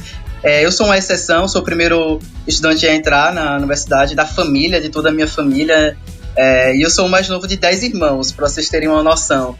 Então, é muito significativo para mim isso, e de alguma forma eu quero utilizar isso como uma válvula para que não apenas eu tenha tido esse acesso a essa informação, que é muito privilegiada, de poucos, mas que de alguma forma o que eu construí na universidade, o que eu vou construir após ela sirva para os meus, sabe? Que sirvam para as pessoas que ainda estão para entrar na universidade, ou então pessoas que nunca terão essa oportunidade, porque essa é uma realidade. Então, depende muito do aspecto que vai ser analisado. Os corpos negros eles estão na universidade, ainda somos um número que dá para aumentar. Ainda tem essa questão aí da suspensão ou da exclusão da lei de cotas para pós-graduação, inclusive, recentemente fomos bombardeados com isso. Mas é um espaço de construção e é um espaço de luta. Acho que isso é sem dúvida alguma de luta. E nessa área de jornalismo mais ainda, né? É uma área de construção de narrativas, é uma área de construção de estereótipos, é uma área de que molda a vida de pessoas, como elas vão se enxergar. Então, tem um papel social muito importante. Então, foi uma experiência absurda. Esse é o 19º episódio do Passes em Passes, do esporte como você nunca ouviu. Compartilhe o programa com seus amigos e nos ajude a fazer o podcast. Tem alguma sugestão de pauta, tem perguntas, entra lá no @LemeUERJ no Facebook e no Instagram e conversa com a gente. O nosso quadro LemeCast Clube, é hora de você, ouvinte, participar do nosso programa. E dessa vez a gente abriu a nossa caixinha de perguntas e escolhemos o questionamento do @GabriSaid20, @GabriSaid20, e ele quer saber o seguinte: quais os primeiros impactos da profissionalização em 1940 e a maior presença do negro no futebol? Passando aí tanto para o Wellington quanto para o Emerson, quais os impactos da profissionalização do futebol e, obviamente, a presença do negro como profissional nesse esporte? Eu confesso para vocês que eu conheço pouco da história da profissionalização do futebol brasileiro. Emerson, não sei se esse é um tema que você estudou, que você conhece, se você pode começar e eventualmente eu complementar com algum comentário, alguma opinião, enfim. Então, Wellington, chego a pincelar assim na pesquisa sobre essa trajetória do negro no futebol. Assim, um ponto que eu destaco bastante é que, como antes o futebol tinha um caráter amador, a população negra ela não podia se dar esse luxo de se dedicar 100% do tempo para isso. Ela tinha que trabalhar, ela tinha que achar algum ganho de vida, ela tinha que sustentar uma família em condições que a gente sabe que no início do século passado eram assim, precárias, para não dizer outra palavra. Então, quando esse futebol ele adentra num modelo profissional, que isso vai surgir com algumas questões, inclusive por conta da presença do negro no futebol, eu acho que nasce aí a figura do operador-jogador, a figura do jogador negro que é trabalhador, mas que ao mesmo tempo ele é jogador, ao mesmo tempo ele tem essa divisão de tempo aí em que ele cumpre duas funções. E acho que aqui é o primeiro momento que a gente começa a visualizar a questão da ascensão social através do futebol. Já que antes não era remunerado, já que antes era em caráter amadorístico, não tinha como você ganhar dinheiro através disso, entendeu?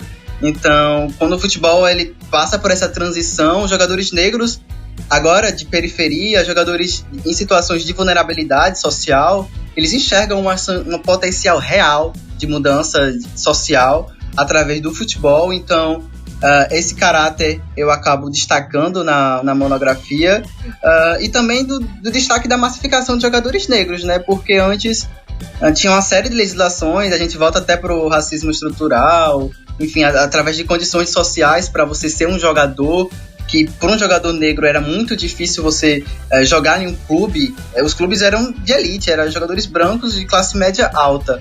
Então, quando passa por essa reformulação, os jogadores negros eles passam a ocupar muito mais esses espaços dos campos, não apenas em clubes que já historicamente estiveram ao lado, ou então foram clubes mais abertos a esses jogadores, Ponte Preta, próprio Vasco, como também para outros clubes e de alguma forma isso até o futebol muda em seu caráter físico e tático. Então é uma mudança que vai ter em diversos âmbitos, mas acho que o social nesse momento é o que eu destaco. Maravilha. Pergunta aí do nosso queridíssimo @GabriSaid20, respondida tanto pelo Emerson quanto pelo Wellington. Muito obrigado pela sua audiência. Tá gostando do nosso Passes em Passes? Agora a gente vai para o nosso quadro Ondas do Leme.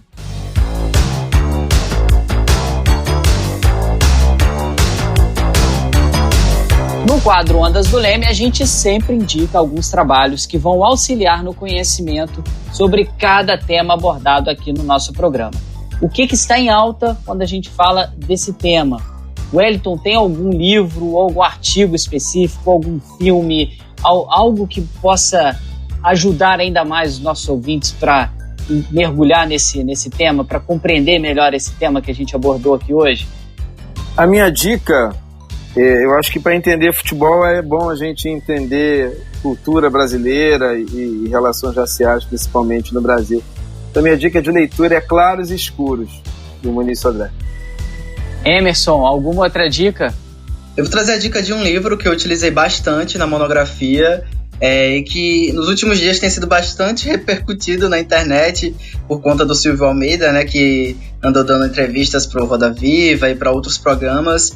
O livro Racismo Estrutural, acho que é um livro que consegue de forma até sintética e até em alguns momentos didático para trazer essas diferenciações entre as esferas do racismo no Brasil, o racismo individual, o racismo institucional, o racismo estrutural, e você consegue visualizar explicitamente o que ele quer dizer a partir da sociedade brasileira, né? Porque ele fala a partir de um espectro maior, em alguns momentos até da economia, mas você consegue visualizar as questões raciais aqui no Brasil de forma muito óbvia.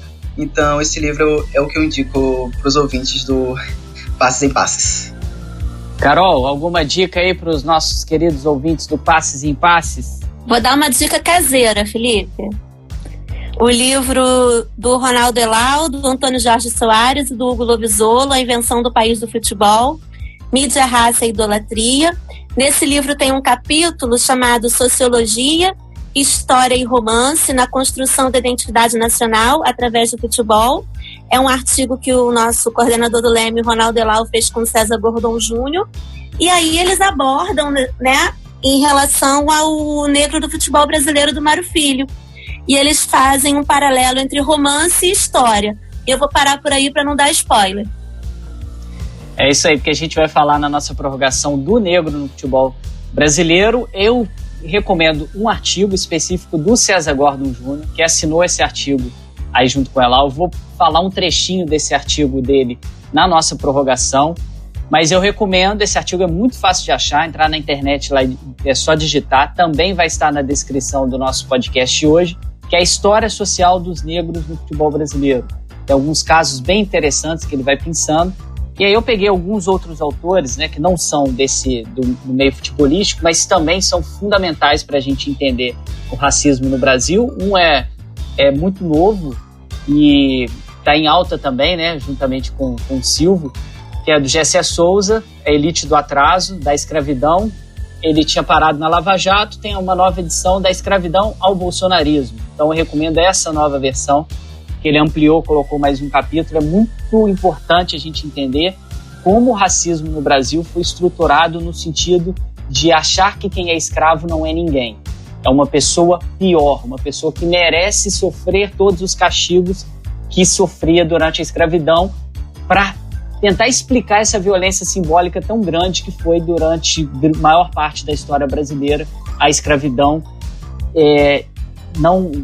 a gente sabe que ela ainda não acabou aqui, né? O racismo ainda mantém, mas a escravidão no período que a gente conhece aí da história do Brasil Império, do Brasil Colônia.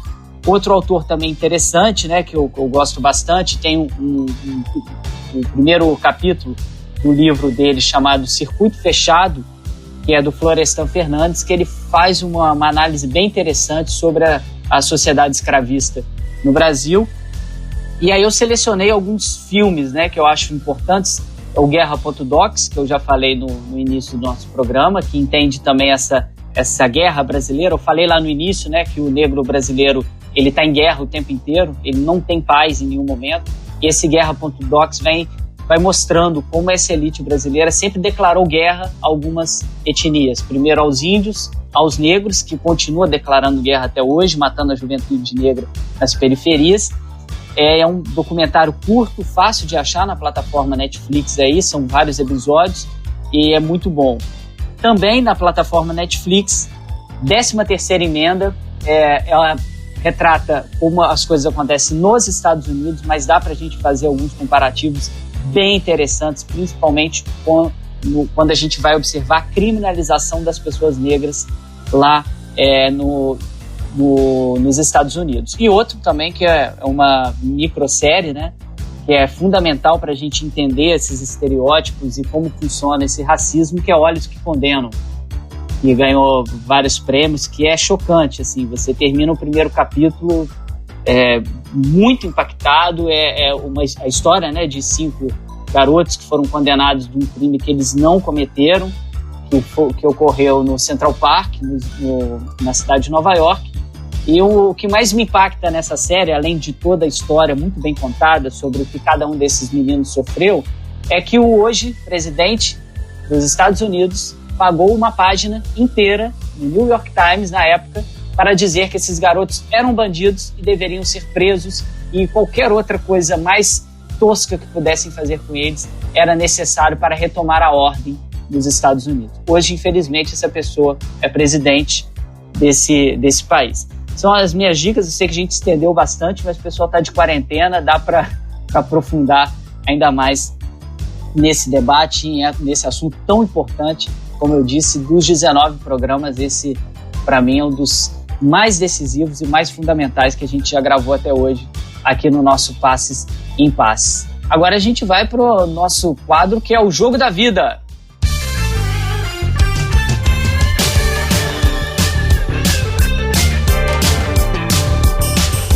Nosso programa está quase no fim, a gente está chegando ao fim dos nossos 90 minutos, mas o nosso quadro Jogo da Vida é aquela pergunta que a gente faz para os nossos participantes: qual foi o jogo que marcou a sua história? Em qual momento você acompanhou o esporte e entendeu que ele faria parte da sua vida durante muito tempo? Quando você teve certeza que era um apaixonado pelo esporte?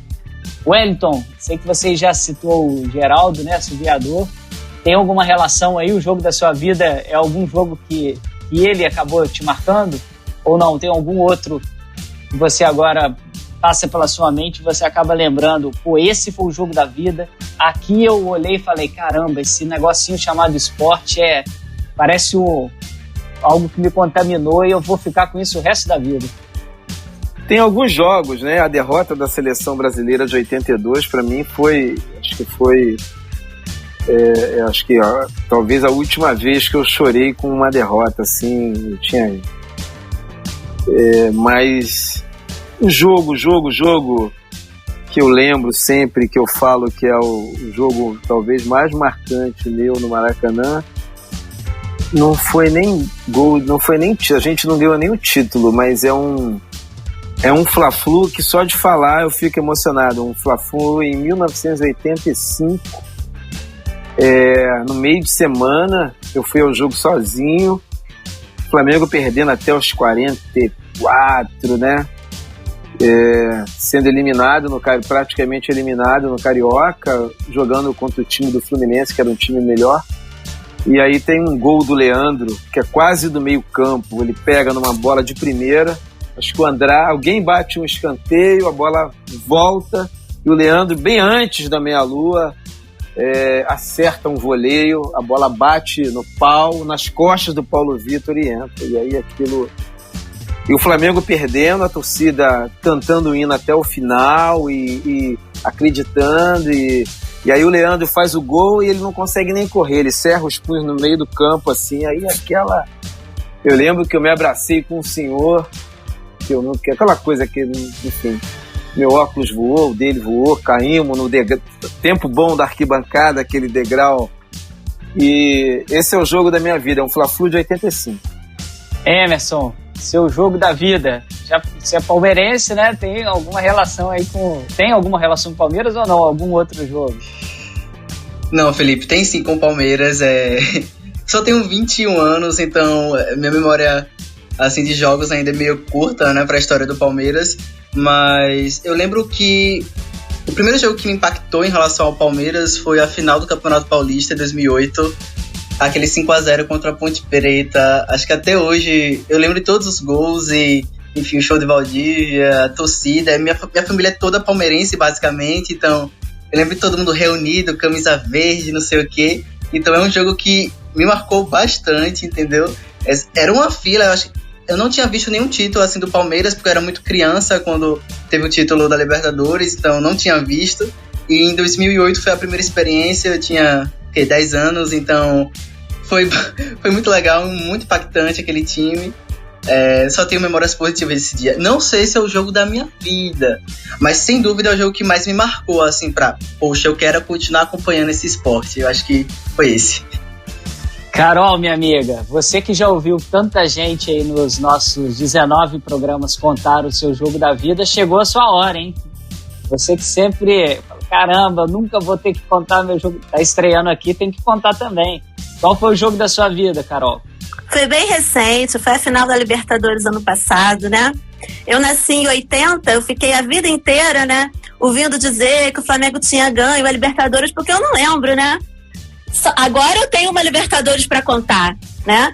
Essa semana fez 7 meses, eu conto os meses, né? Fez mês aniversário e a gente vai comemorando, a gente vai comemorando para sempre esse título, né, Wellington? Wellington também, não disfarça não. Eu me sinto, assim, um tijolinho pelo menos eu botei nessa conquista aí. Com certeza, Wellington. Só lembrando, né, nos nossos amigos ouvintes, a gente está gravando no dia 27 de junho esse programa, né, a Carol fez aí a contagem, só para vocês vão falar, caramba, Carol, você vai ouvir um pouquinho depois, né, lá no meio de julho, mais ou menos, o nosso programa, e a Carol relembrando, contando o mêsversário do bicampeonato do Flamengo na Taça Libertadores. Tá bom demais, mas os 90 minutos chegaram ao fim. Fim de jogo no Passes em Passes. Muito obrigado, amiga e amigo ouvinte. Compartilhe esse episódio com seus amigos, envie seus comentários pra gente, leia o nosso blog, comunicaçãoesporte.com, e siga as páginas do Leme no Instagram e no Facebook. É só procurar lá pelo @LemeUERJ, você que quer continuar ouvindo um pouquinho mais. A gente vai falar agora na nossa prorrogação sobre o negro no futebol brasileiro. É só esperar o programa continuar no seu tocador de podcast preferido, já vai começar a nossa prorrogação. Mas, desde já, os nossos amigos que não vão poder acompanhar, quero agradecer demais, Emerson, pela sua participação aqui. Tá vendo como os nossos encontros do Leme rendem excelentes frutos, né? A gente se conheceu por ali, hoje você está aqui participando com a gente, brilhou aqui na sua participação, fantástica toda a sua pesquisa, tudo aquilo que você falou aqui pra gente. Tenho certeza que os nossos ouvintes hoje estão sabendo muito mais, e os que já sabiam refletiram e vai reforçando isso na cabeça e no imaginário dos nossos ouvintes, do pessoal que acompanha nosso Passos em Passos. Está mais do que convidado, sempre que precisar, as portas sempre abertas aqui do nosso Passos em Passos para você, viu, querido? Poxa, muito obrigado, Felipe, obrigado, Carol, obrigado a toda a equipe do Passos em Passos. Muito obrigado, Wellington, aprendi muito com você hoje, te ouvir hoje foi um privilégio. E é isso, obrigado pelo espaço que deu aqui para me falar um pouquinho sobre minha pesquisa.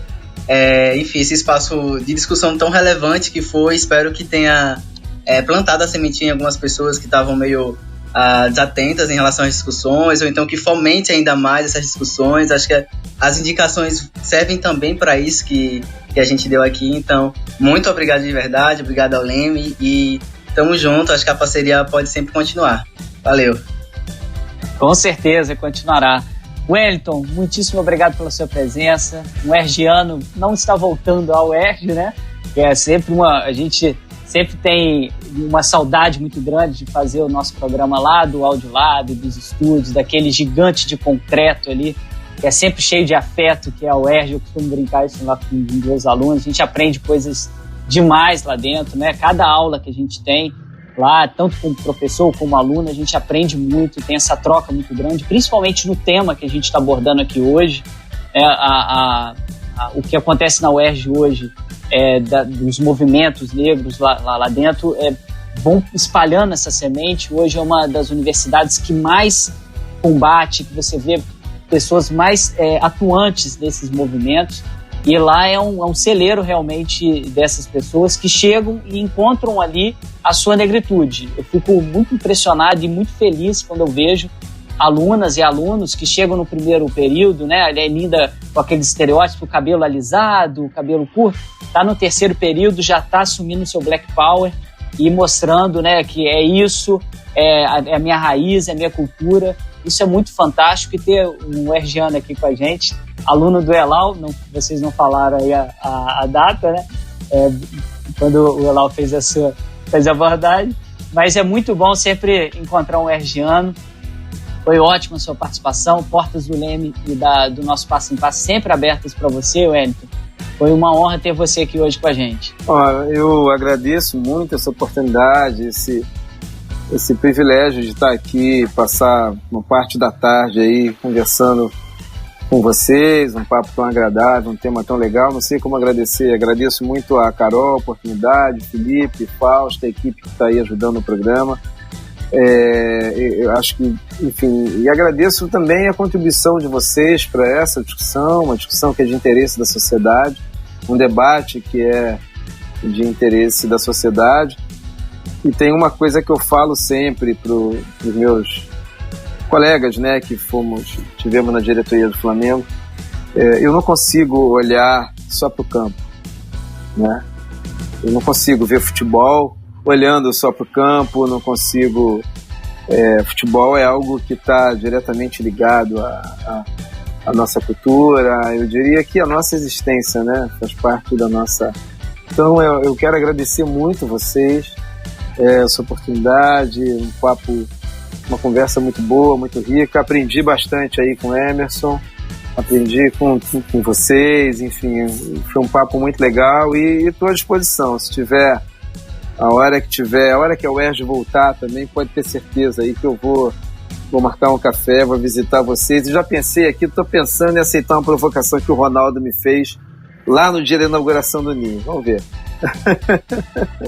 Um abração para vocês.